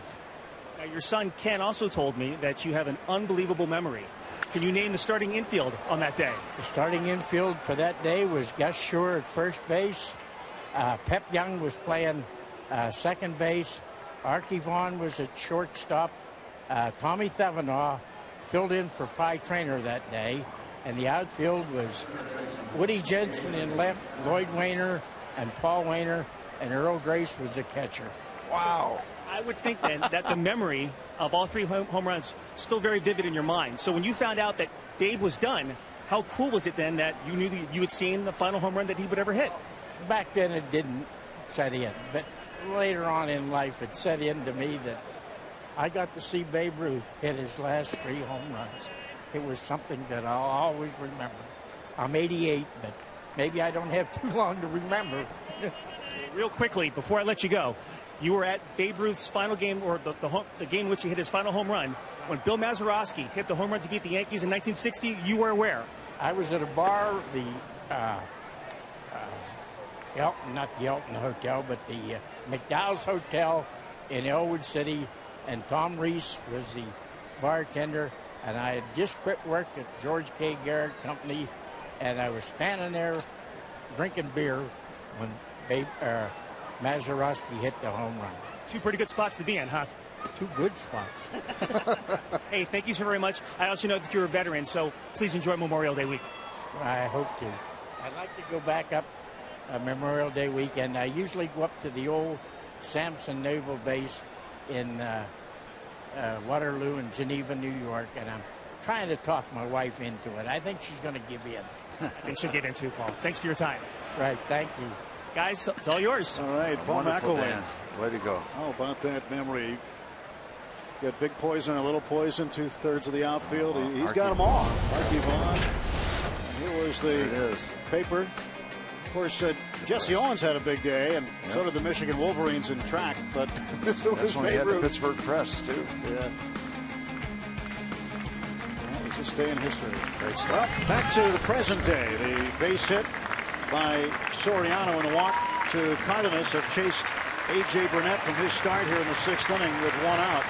A.J. went over the 2,000 inning mark in his career after he completed the 2nd tonight. He leaves to a nice hand.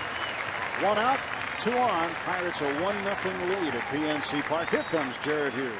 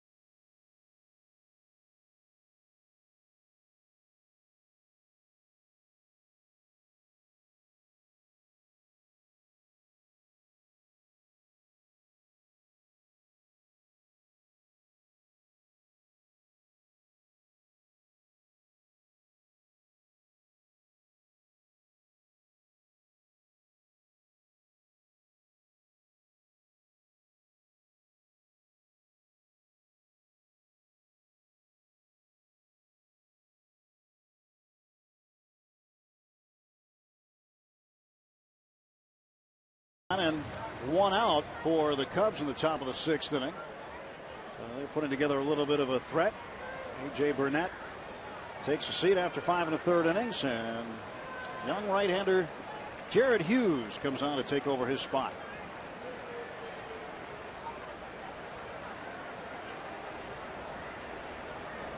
Hughes has done a good job in some high leverage situations. He will take the ball in the 5th, 6th, 7th, 8th. He doesn't care. He's had good numbers posted so far his rookie year. He's still a rookie. In fact, his ERA is best among all major league rookies. Hopes to keep that all intact. So AJ's done. All he can do is watch right now. He's responsible for the 2 men on base. Pitch by Hughes is a fastball in there at 93. So a lot of things could happen decision-wise for A.J. Burnett. Could win it, no decision. Could lose it. To be determined. Hughes got his first major league win Monday night against the Mets. Pitched a scoreless 8th inning and became the pitcher of record.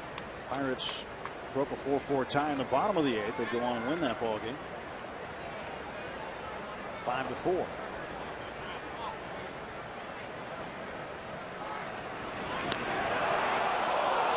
Tag put down by Walker. Just slapped it down on Soriano, but he got his hand in. Well, we get a close-up of Mr. Barney again. You might think, well, we're going to look at the pickoff attempt, and he gets in there. That's the AGH cam. We see the call. But Barney facially might think a little bit about Derek Jeter. Take a look. Young Jeter, yeah. But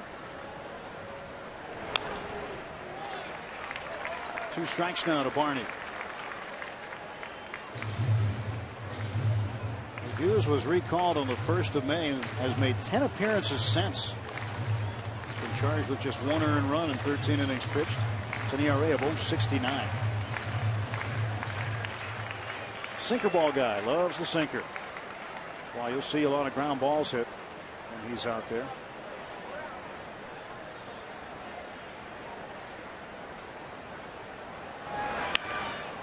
One ball down to 3rd, foul.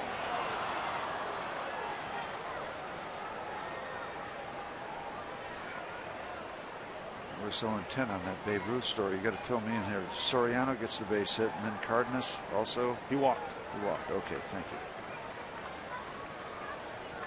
Anything else we can get for you? Yeah, just a tall, cool one. Yeah. Summertime. Summertime is here. Memorial Day weekend.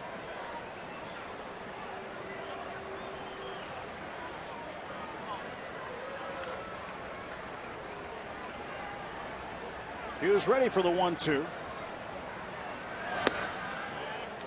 Evens it up. 2 balls, 2 strikes.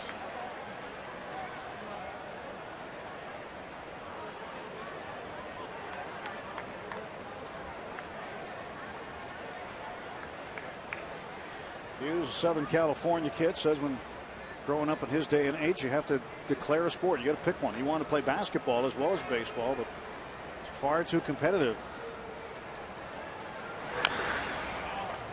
You know, very certainly rare. had to be eligible for the hoops. Yeah, well, he goes 6'7", and he made the right choice. He's now a major league pitcher, right? But you know, you don't see the 3-sport athlete much anymore. Used to be the way, especially in California where they specialize. Now, he's born in Connecticut. If he stayed there, he would have had some choices. He would have probably played them all. In your home state, you played hoop too, didn't you? Yeah, I did. Yep. Take a look at these guys. We're talking about the pen. They've been airtight. Lincoln 053, Cruz 108, Hughes 119. His 119 ERA is the highest in the major leagues among rookie relievers. Or the best, lowest ERA. Yeah, I was going to say. Highest ranking, lowest ERA. There you go. That's not 2-2. Now he is stirred up the soup. Well, if he can make his pitch here and get out of this. On deck behind Barney is Coy Hill. You better not forget about Soriano at second base. And Neil Walker's bird dogging him a little bit. Now, going to have another attempt. Another safe call.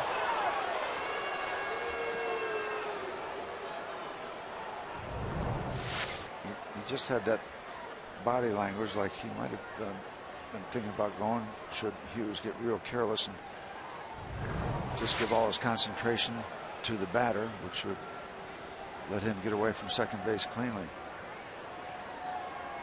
Payoff pitch from Jared Hughes to Darwin Barney. Runners go, and a ground ball toward third. Interfered. There's an out. And a dead ball, says third base umpire Bob Davidson. Shut everything down. He ran into Pedro Alvarez. Simple as that. So break for the Pirates there. They were going to get one out, but they were going to wind up probably with runners on second and third. Easy call. You must allow the defensive player to have the opportunity to make a play on the ball. Here's the chop. Yeah, now if Soriano goes behind him, they wind up with runners on second and third. There's Alfonso. He's looking in. And then by the time he looks up, I don't know what he's thinking about. That might apply to Dale Swaim's reaction.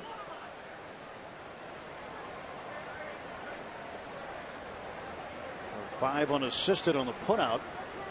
Putout gets credited to Alvarez there. So 2 on and 2 out for Coy Hill. Switch hitter batting lefty against the righty Jared Hughes.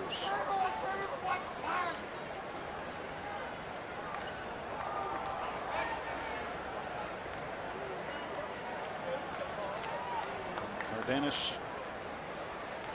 at second base. Barney at first. And the pitch to Hill. Missed low, 2-0. Jared, you dug a hole for yourself against Barney and you got out of it. You have to try that again. You can't do it forever.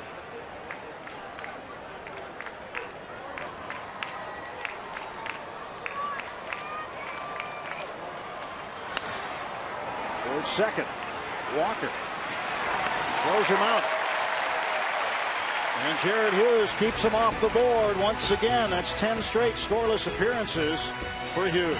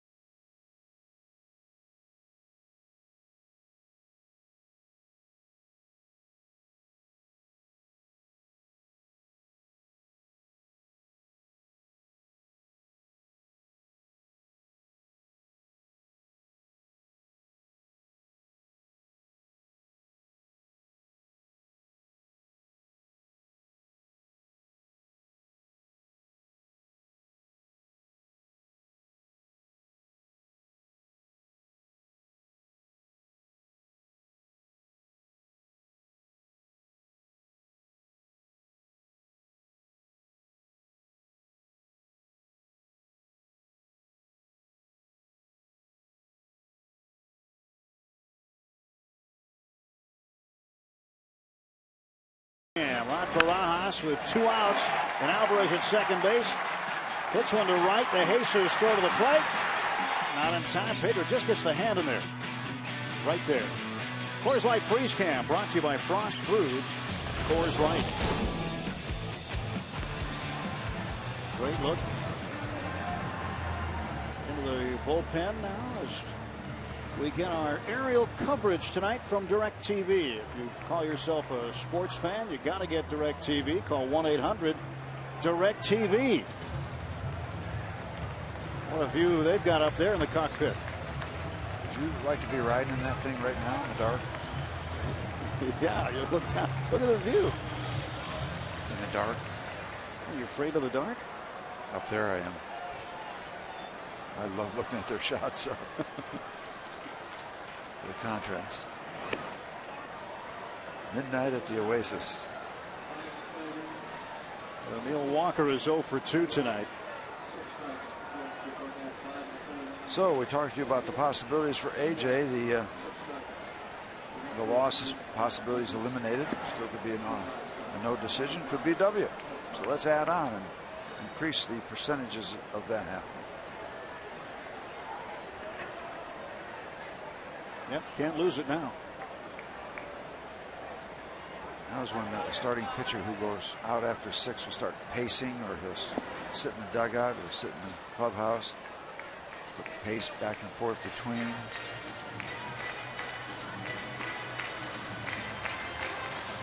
Jason Grilli starting to loosen up.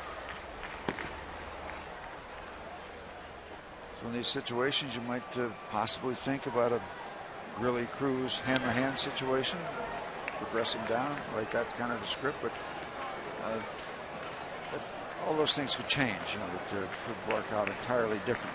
Well, it's not set in stone that Grilli is going to pitch the 8th inning or the 7th inning. It depends on who they want him to face, and in this case, in the 7th, Dempster's spot leads off, so you think a pinch hitter there, and then you got DeJesus, and then Castro hitting 3rd. Well, right now, I would like Jason Grilli facing anybody. Yeah. I think they're probably more worried about Castro than anybody in the Cub lineup. Looks like he's getting serious. Jared Hughes, another good outing, 2/3 of an inning.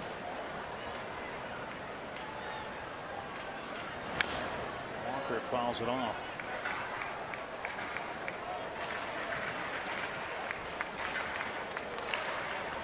Neil's had good numbers against the Cubs so far, 0 for 2 tonight, but good numbers in his first 25 games played in his career against Chicago. .344 the average.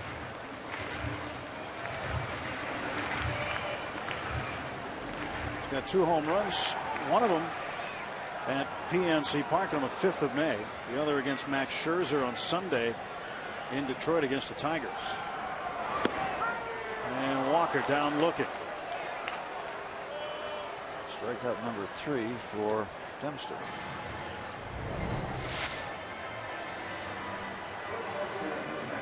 That's perfect. That's a pitcher's pitch. Can't do much about it.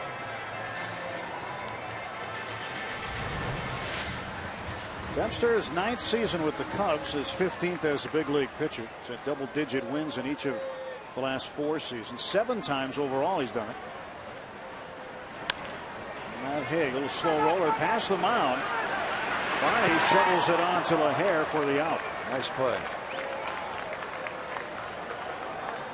2 gone for the Bucks in the bottom of the 6th. You could see all kind of possibilities because he's got to shovel the ball. He doesn't have time for a transfer from glove to hand. Sometimes that can stay in the glove. It can go up over the top of the first baseman. You can hold it in the glove too long, too short.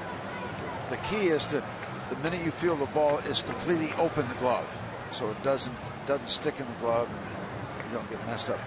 Open, try to give him a wide open glove and just shovel out the middle of your hand, out the middle of the pocket of the glove. So you do 2 or 3 things perfectly, you get the out. And the good infielders make it look easy. Barajas is 1 for 2. Got the shift, the Barajas shift on. Barney, the second baseman, over on the shortstop side of second. Barajas goes to right field. That ball gets down, and that'll teach him. Barajas Don't go anywhere, Rod. not worried about the shift. 2-out single for Rod. He's 2 for 3. Continues his hot hitting here in the month of May.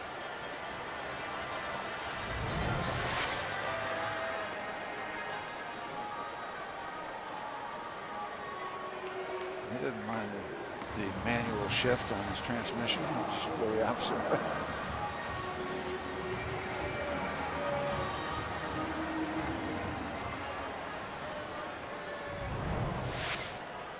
Well, we've seen it a few times tonight where the Cubs have had 3 on the left. And Dale Swain may have brought that with him from Milwaukee, where they did that a lot at the beginning of the year last year. Dale was hitting coach over there. They got away from it somewhat. I mean, it was a shift to every hitter practically at the beginning of the season for the Brewers in 2011, but sort of evened itself out after a while.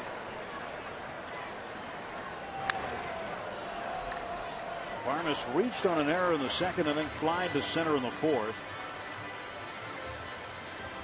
Varmus with a pair of home runs on the season. His last one was against his former team, the Rockies, here at PNC Park on the 24th of April. Rips this one into left field for a base hit. The Varmus bat over the last handful of games starting to come alive. We saw Garrett Jones on deck, but he will head back to the dugout. And now Casey McGee will stand in. And you'd figure, well, why wouldn't you want a left-handed hitter here? Well, if you knew about McGee's numbers against Dempster, you'd say, I'd rather have Casey McGee. McGee hitting .370 against Dempster, 10 out of 27 with a home run. And Jones, 3 for 23 against Dempster. So the matchup is there favoring the right-handed hitter in this situation. And this ball game currently belongs to Ryan Dempster. Nothing happening in the Cubs bullpen. Well, we'll see if McGee can get something going. Slumping lately. McGee hitting .186, but has had good success against Dempster in the past. And Jones will get an opportunity a little later.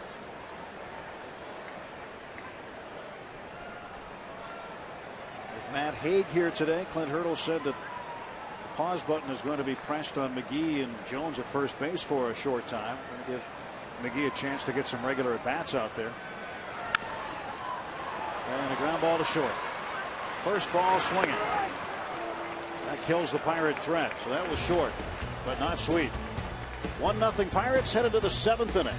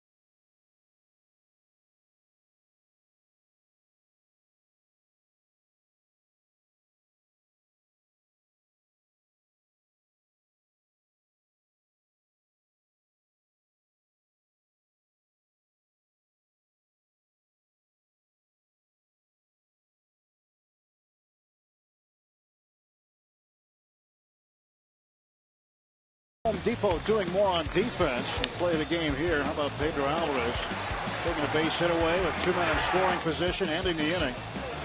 Super job by Alvarez in the hole. Comes up and fires a strike to Matt Haig at first base, and A.J. Burnett liked it. Home Depot doing more on defense.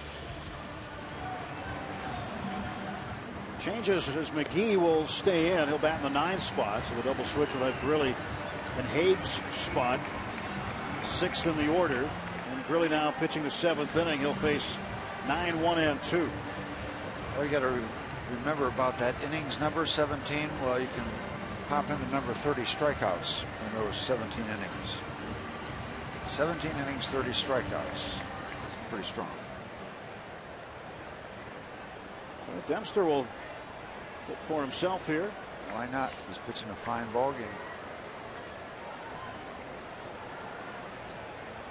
But his Cubbies continue to struggle, as do the Pirates offensively, and we got ourselves yet another tight ball game. This time the 1-0 variety.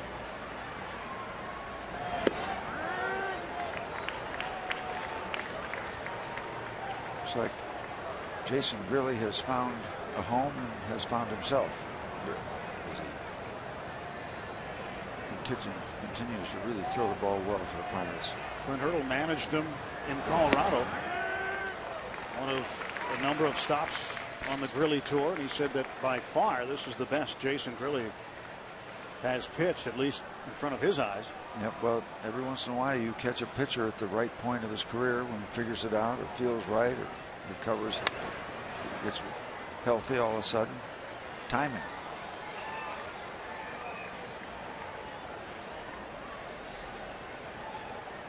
Grilli's established a club record for a relief pitcher, striking out at least one batter in each of his first 18 games of the season.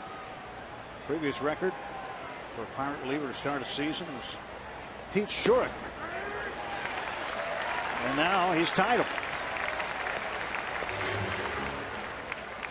Actually, he's gone on to 19. I beg your pardon. Schurik did it in 13 appearances, not 19, but now 19. With striking out at least one batter. He's breaking his own record. Yeah, the longest streak in the major leagues right now belongs to the Reds. Aroldis Chapman. He's done it 20 straight. And Cleveland's Vinny Pastano had a streak snapped of 21 on Thursday. So the record for relief appearances with a strikeout within one season is 19. Yeah, so he tied Octavio Dotel, 2010. There was a tied record in there. De Jesus fouls this one off.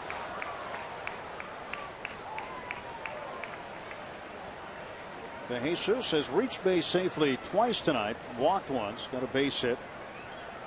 He'll fly out to right field to start the game. 1 for 2. 285 the average for De Jesus. And the velocity for Grilli too, Steve, seems to be higher. 94. It was regularly 94, 95. Yeah, and it's kind of a slingshot release. It's like lever action. Front back-loaded fastball. Speed pitch in for a strike.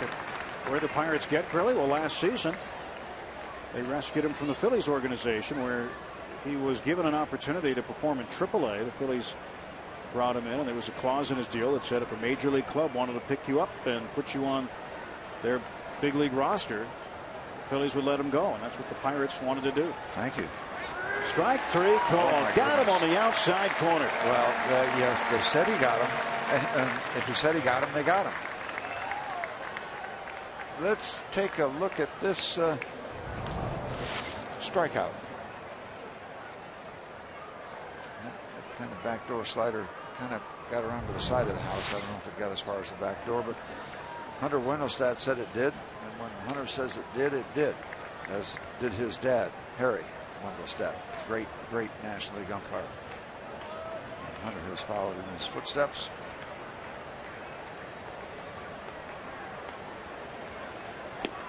Starlin Castro takes strike 1. Castro with his 19th multi-hit game of the season is 2 for 3. He also has a stolen base tonight.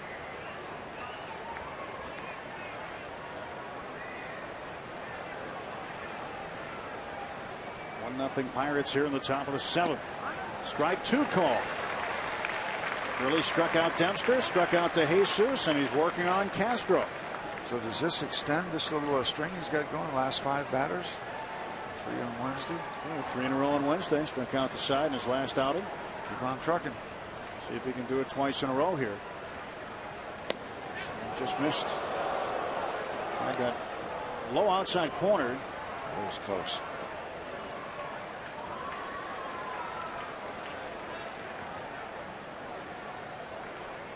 One and 2. What's he want here? What's that fastball out away?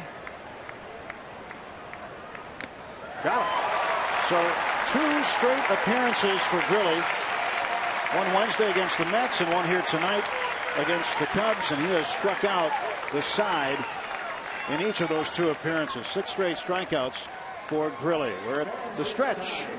Middle of the 7th, 1-0 Pirates. You now to stand. Follow the bouncing Eaton Park Smiley Cookie and join everyone watching at home on Root Sports as we sing "Take Me Out to the Ball Game."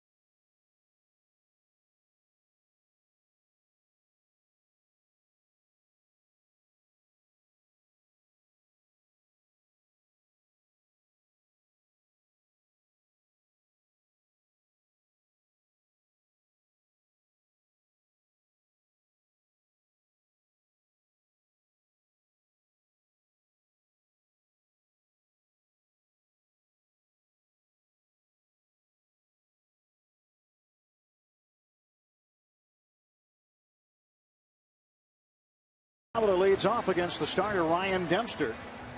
Each team 6 hits. Pirates with a run, a 2nd inning run on an RBI single with 2 outs by Rod Barajas, scoring Pedro Alvarez, who had led that inning off with a base hit. And to Tabata to deep short. Castro got him. That was a heck of a play by a guy who is establishing himself as a heck of a ball player. Starlin Castro, deep in the hole, long throw against a guy who runs well. There it is. Takes it, throws from the grass. Close play at first. Cubs get the out.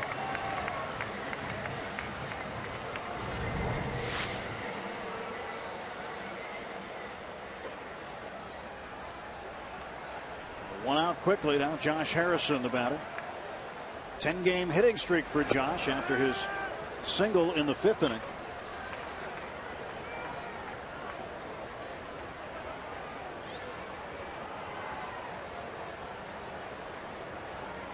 Oh, 1.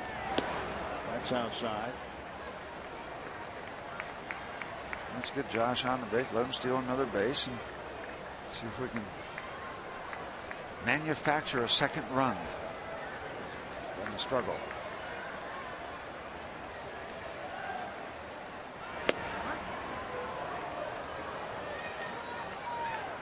The old theory, if you're not hitting much, you got to pitch better. That theory is very much in play tonight.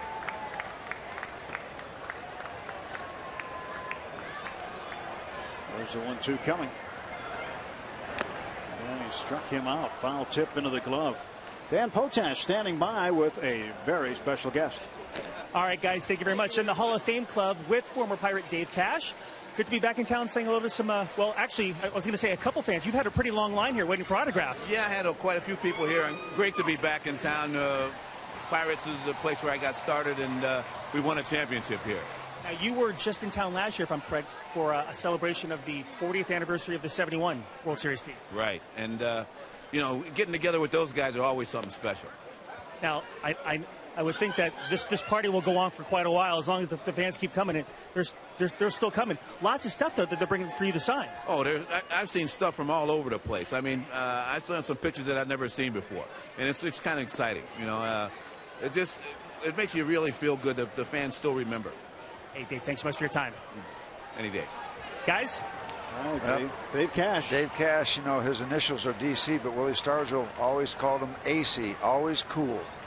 And you talk about filling some big shoes. There's a swing and a miss by Andrew, and that takes care of that.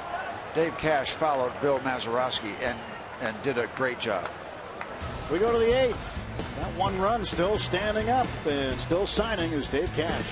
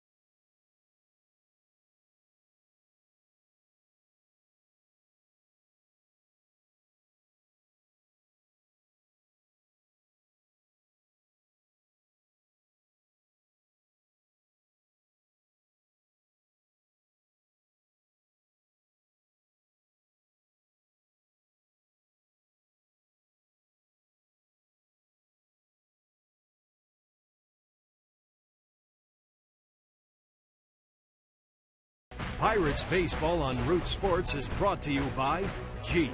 Visit Jeep.com to learn more. By AT&T, the nation's largest 4G network. AT&T, rethink possible. And by Levin Furniture. For the best deal on Tempur-Pedic mattresses, shop Levin's. Let's go Bucks! It is a 1-0 ball game on Friday of Memorial Day weekend. Pirates in front. And some changes on the field right now, as Gorkas Hernandez has taken over in left field for the Pirates. Jose Tabata moves from left field to right field. And Juan Cruz takes over for Grilli. In fact, Grilli's strikeout string is actually 7 straight, going back to the 19th in Detroit when he got Alex Avila. That was the first of 7 straight strikeouts for Grilli. He struck out the side again here tonight. Juan Cruz, basically 17 innings. He's only given up 2 earned runs in the ERA of 1.08. And he was put in charge of protecting this 1-0 lead. The Pirates looking for 6 outs. But let's not get ahead of ourselves. They're looking for 3 outs from Mr. Cruz. Mr. Grilli was fabulous, as he has been, as Tim pointed out, last few outings. Number 3 hitter in the order, Joe Mather. 3, 4, and 5 to face Cruz. Pirates protect against the 2-base hit with Pedro Alvarez guarding the line at third. Alvarez just a couple of feet off that line. Really now with 20 innings, 33 strikeouts. Yeah, how about that work by Grilli? I mean, this guy is whitewash. He's reborn. Yep, caught him at the right time.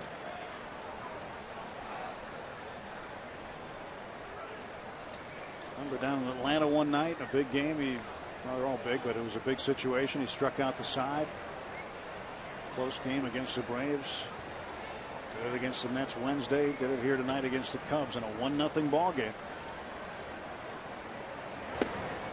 Leonard takes low and away, 2-1. See Jason's dad down in spring training several times. Gets a chance to get down and see his son work. Cruz is on now, and game's been handed off to the right-hander. From a 29,914 last attendance. Great time. Looking for outs one at a time.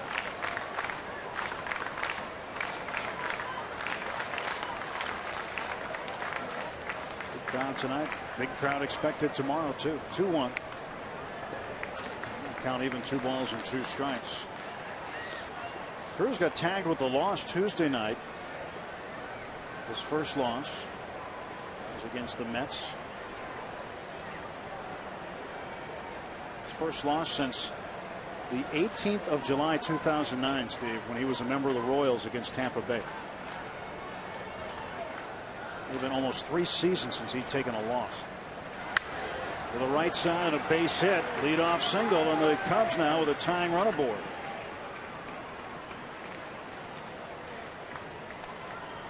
See what else is happening around the rest of the National League as we peek at the Hyundai out-of-town scoreboard. Top of the 8th inning, Marlins ahead of San Francisco.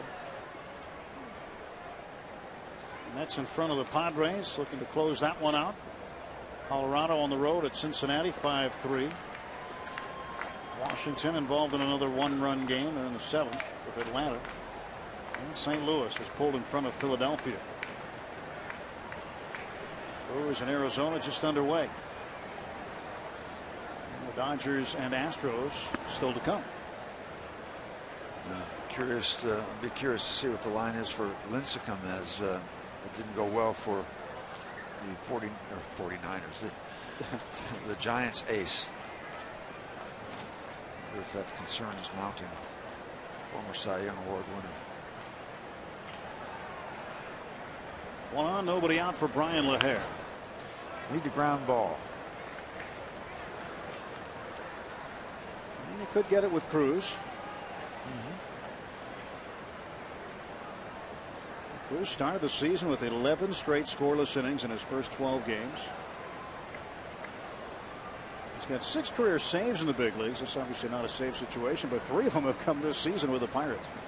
This former Cub, Juan Cruz. Started with the Cubs in 1999. Right on the corner, strike 2.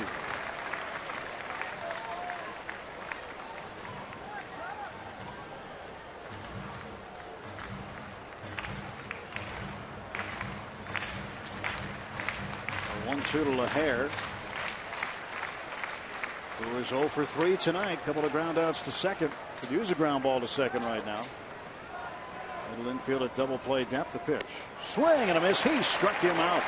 94-mile-an-hour fastball. The arm is still live for Juan Cruz. Good finish on that heat. Really good finish, but out on the outside part of the plate, maybe off the plate a little bit. Hard pitch to take, but hard pitch to swing at too, because you're probably not going to do too much with it. So, we'll go 1.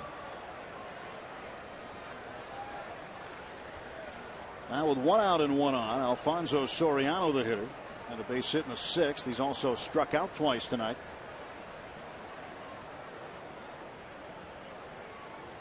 Soriano against Juan Cruz. Here's the pitch. Breaking ball in for a strike. And again, if you're Alvarez, you get a guard against the 2-base hit. He moves back close to the line, behind the bag at third. And no doubles. By the way, the Lincecum line, 5 2/3 innings, 6 hits, 6 earned runs given up by Tim. 4 walks, 5 strikeouts, a couple of home runs. Tim Lincecum for the Giants. Oh, they got him at first. And that's the third of those kind of ventures off first base. Like there's a doubt after 2 or 3 steps, and this time the Pirates are able to react in time and get the out. That's huge. You're just kind of getting off there and kind of dancing. If you're going to make that commitment, go early. But you're in kind of no man's land when you're 4 or 5 steps off the bag. That is huge. That helps out. Well, quite a bit. And you talk about the Cubs' miseries. Those kind of things are, well, they can be fatal. They don't have to be fatal, but they're never fun. They're never good. Driven out of play down the right side. Well, Dale Swaim can't be happy with the base running there. Well, the Cubs have stranded 8 men. They've had traffic on the bases. They have been unable to get anybody in. Well, and the struggles continue. We got rid of the Mets team that did all kind of good things in 2-out situations. But the Pirates have gotten a lot of big 2-out outs. Only 4 runs scored over the last 54 2/3 innings for the Cubs. That is a big ouch. And this one to center field. Now people will say, oh boy, if he didn't get picked off, they'd have runners at first and second. But you have no way of knowing if Soriano would have got the same pitch, got the same hit. The chances are it probably wouldn't have played out this way. But here he is at first base with 2 outs.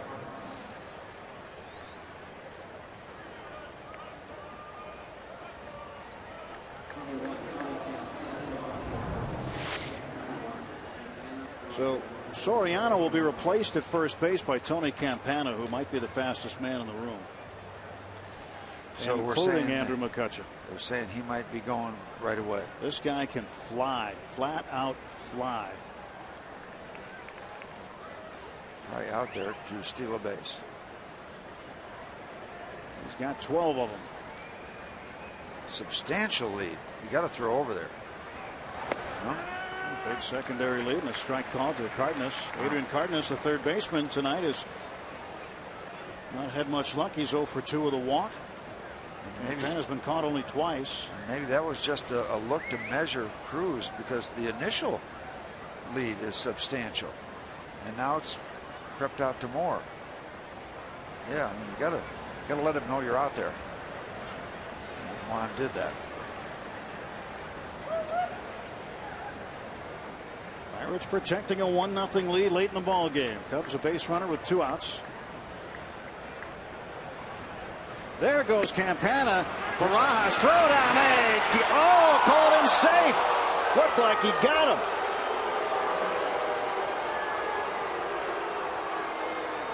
The Pirates pitched out. The throw was right on the money. Barma's discussing it with Jerry Lane. Didn't get a great jump with the speed. Thought he got him on the arm going by. See, Barajas goes out for the pitch out.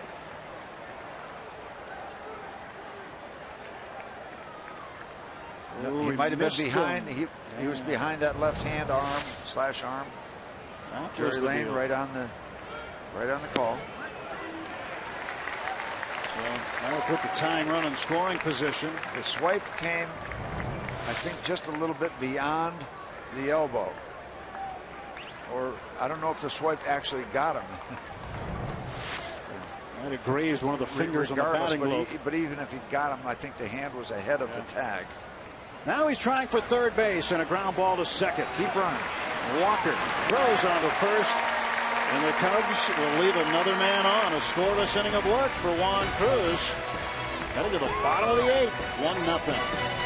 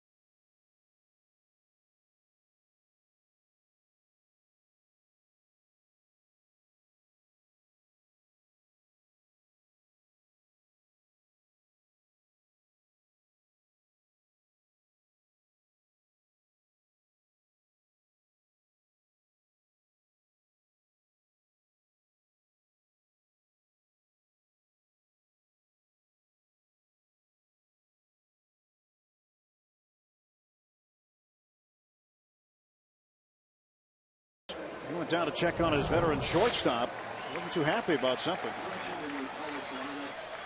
Talking about the tag, perhaps. The sweep tag that went past Tony Campano, and he stole second base, and the tying run was put in scoring position. That was between innings.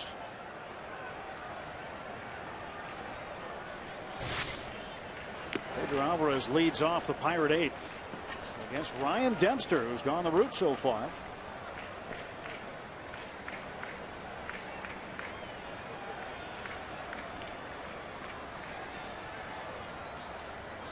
Nothing in 1-2 Alvarez, who's 1 for 3 tonight. Dempster has just thrown his 100th pitch.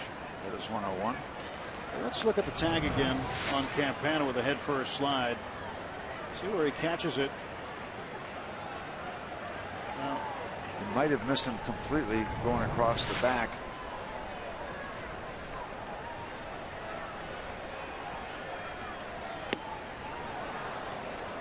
You talk about if possible, it's a bang bang situation, you just leave the tag down instead of trying to sweep him. Of course, I thought the hand was ahead, though. And if the hand is ahead, then you got to try to sell a phantom tag. Here's the 1-2 to Alvarez. Struck him out. Second time Dempster tonight. is picking it up. 3 strikeouts in a row. Joe Mather has moved from center field over to left field for the Cubs. Soriano coming out of the game, and Campana remains in to cover center field. Yeah, if you get the ball early enough, you just put the ball down there, because eventually they have to come to the base. But if that hand is ahead, then I guess you got to try to get tricky. Sometimes you can sell it, sometimes you can't. Neil Walker looking for his first hit of the ball game. Struck out his last time up looking. Flied out foul and flied out to center.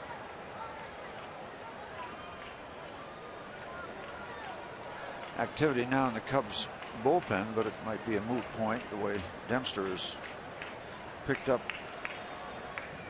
his effectiveness late in this ball game. He's pitched a very good ball game. I mean, we've been singing this song. We're kind of preaching to the choir. We've seen so many performances like the one Dempster is giving the Cubs by Pirate pitchers that have been wasted. Hanrahan getting loose to pitch the 9th for the Bucks. There's a chance that Dempster will go the way of some of the Pirate starters. Walker hits this one well to right field. It is going back. It is off the wall. Walker will pull in with a double. Boy, I thought he had enough of it. Great at bat for Neal. I thought when the ball left the bat, it was out of here. 7th double of the season for Neil Walker. 1 for 4 tonight. And now the Pirates get a very important insurance run in scoring position. One of the reasons I thought it was gone is that DeJesus just turned around and looked at it, but he was just looking where he would try to get to the bounce. Neal knew that he got a lot of it. Didn't miss by much. And now here comes Dale Swain.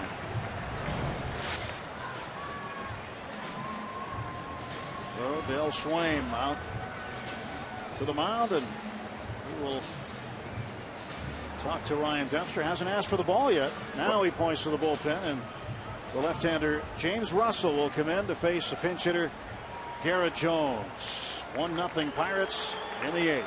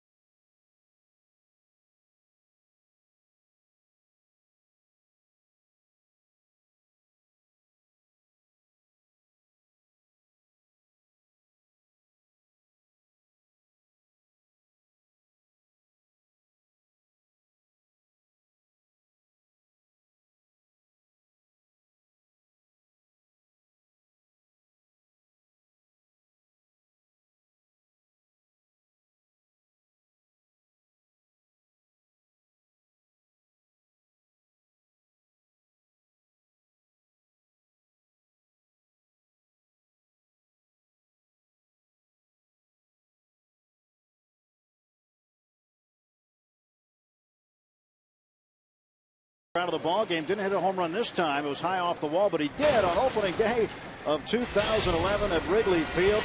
The only home run he's hit off of Dempster. Base is full. It's a grand slam. It's the Coors Light cold hard blast. Only Neil Walker and Roberto Clemente have hit opening day grand slams in the history of the Pirates organization. Today's cold hard blast brought to you by Frost Brewed Coors Light. Nothing cheap about that one in Chicago either. Way up into the seats. Less than ideal weather conditions, too. Here's James Russell, the lefty, taking over for Dempster. Dempster with 7 1/3.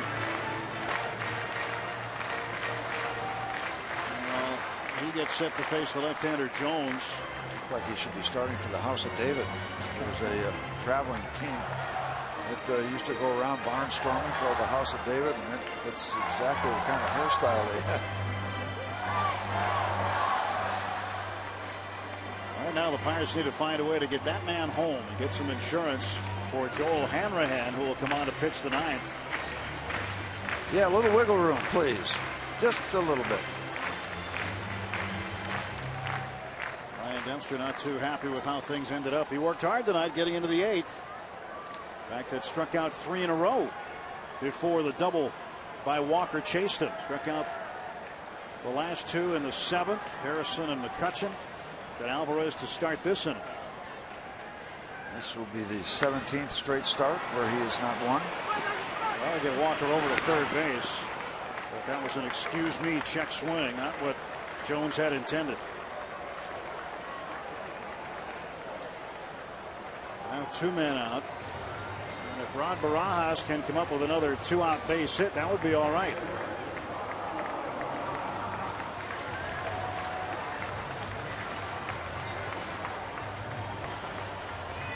Barajas with an RBI single in the 2nd inning. He is driven in the game's only run. Can he get another one in?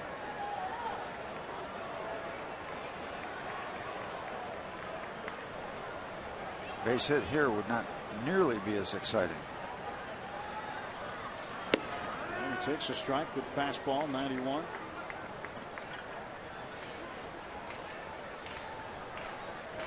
Rod has brought his average up to 225.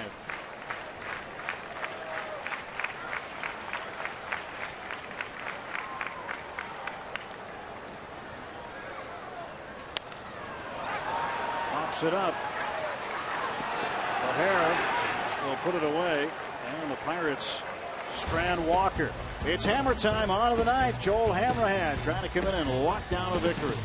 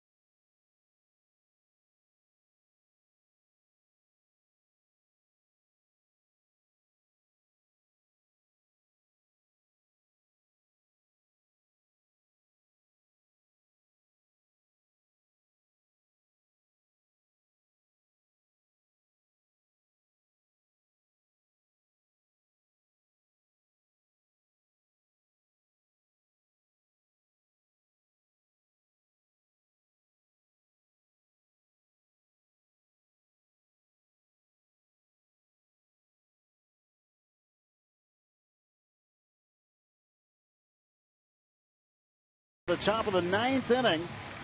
Joel Hanrahan will try to pick up the save. Take a look at the Nissan road ahead. Paul Mahala makes his return to PNC Park in a different uniform tomorrow night. He'll face Kevin Correa. And then Sunday back on Root Sports, Matt Garza against Eric Bedard. Coverage begins with the Pirates pregame presented by Trib Total Media. Then 1:35 first pitch, 1 o'clock for the pregame on Sunday here on Root Sports. So hammer time, Steve. Yep, Joel Hanrahan on try for the save. The Pirate bullpen ranked first in ERA in the National League, third in the major leagues. The Texas Rangers and Baltimore Orioles rank ahead, but the best in the National League. They have been phenomenal, and it's come down to this, looking for 3 outs. We talked about needing another stellar airtight performance by the pen. We have gotten it to this point. Need 3 more outs. It's never easy. Bottom of the order up for the Cubs. Darwin Barney, the 7-hitter, starts it off. 1 for 3, had a base hit in the second inning, stole a base, and then was stranded. Barney takes ball 1.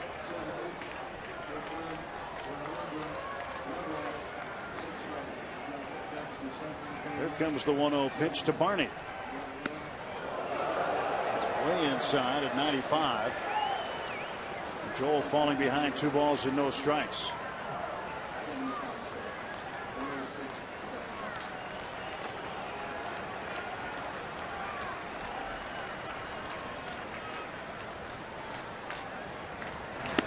Gets the strike in. So some heat. And Hanrahan says his hamstring's been feeling a lot better. He injured it in the middle of April in San Francisco. Tried to hide it for a little bit and just worked through it. Says it's feeling strong now.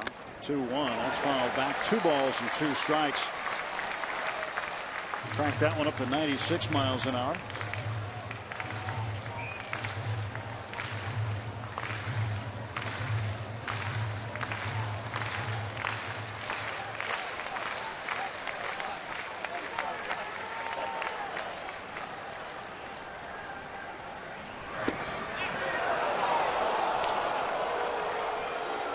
Couldn't get Barney to bite there.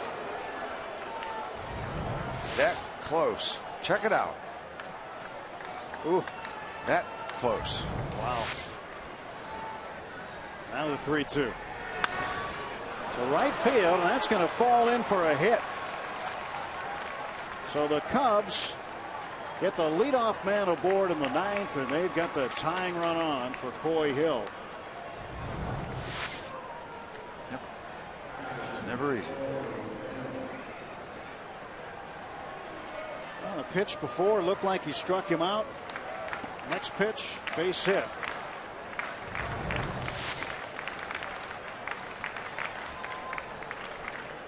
Pedro Alvarez in on the grass. And now Hill will square. Firmly bunted to Hanrahan. He goes to second. They get the lead runner. Large. And Joel came in and threw a strike with some mustard on it to get that force out. You can't baby this throw. Joel gets it. He knows he has a chance and a perfecta throw.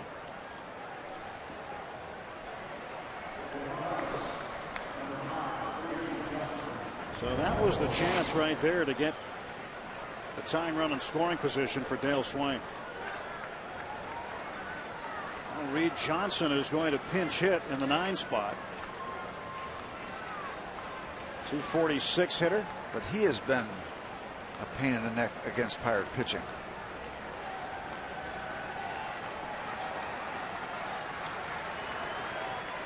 There's the pitch to Johnson. Up by him at 97.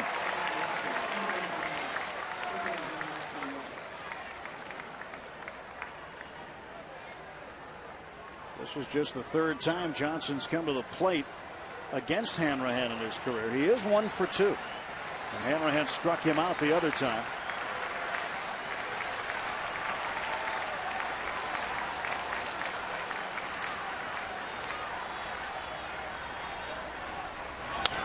To right field and a base hit. Tabata's going to have to hurry to get to it. And first and third with 1 out. Reed Johnson, the pinch hitter, comes through for the Cubs. Coy Hill is at third base. 90 feet away from tying this ball game up.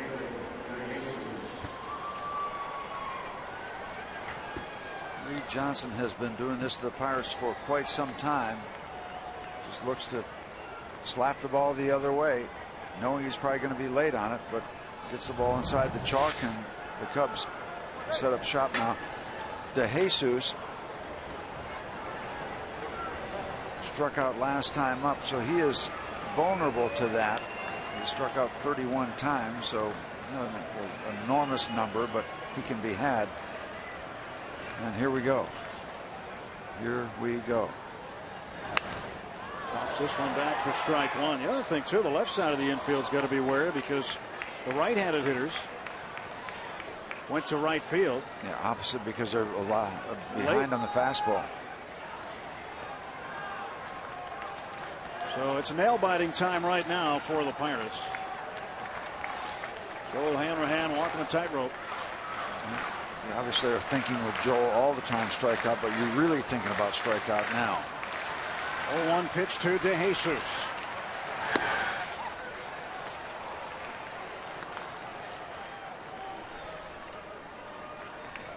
Oh, with 10 saves, going to work hard to get number 11 here. Try to save it for Burnett. Coy Hill stands between Burnett and a decision.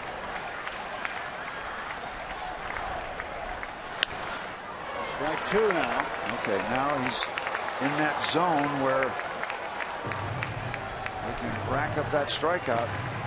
Does he stay with the heat? Does he go with the slider? He does. Barajas has got to be on his toes. And back to home plate, you got a man at third base. That biting slider in the dirt is a constant challenge for a catcher. These guys are into it right here. Also got to think about Johnson at first as he trying to advance.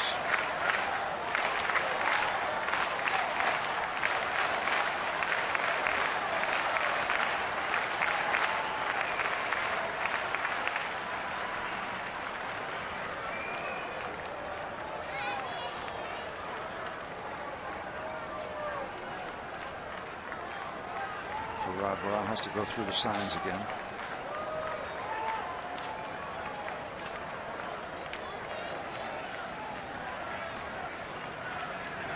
Struck him out. Locked him up huge. Well, the wait was worth it to strike out DeJesus. Now one more to go, and it's a tough one too.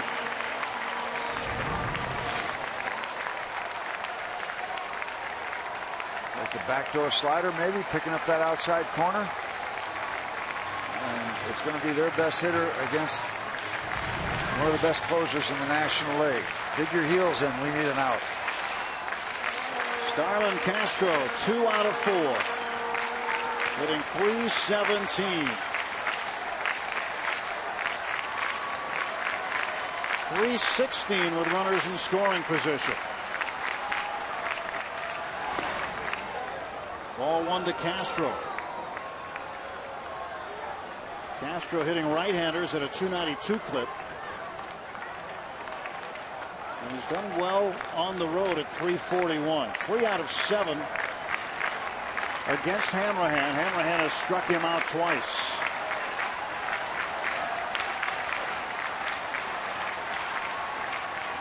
1-0 to Castro.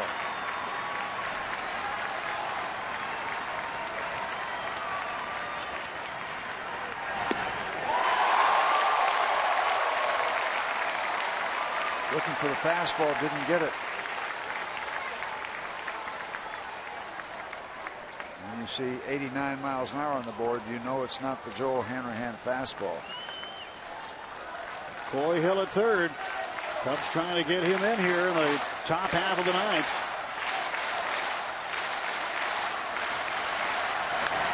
Strike two. So Hanrahan a strike away. Yep, everybody's going to be standing up now. Great crowd on hand. Another great pitching performance. And you need to pound this nail in. Finish the deal. Everybody on their feet. Better than 29,000 tonight. The 1-ball, 2-strike pitch to Starlin Castro. We'll get another. Yep. Again, went away from the heat, the slider. Castro was able to get out there early enough, but find a way. He found a way to make contact.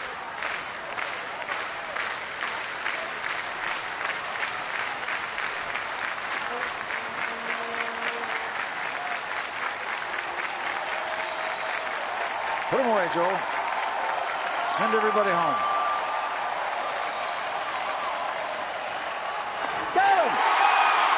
The hammer comes through, and the Pirates win it 1-0.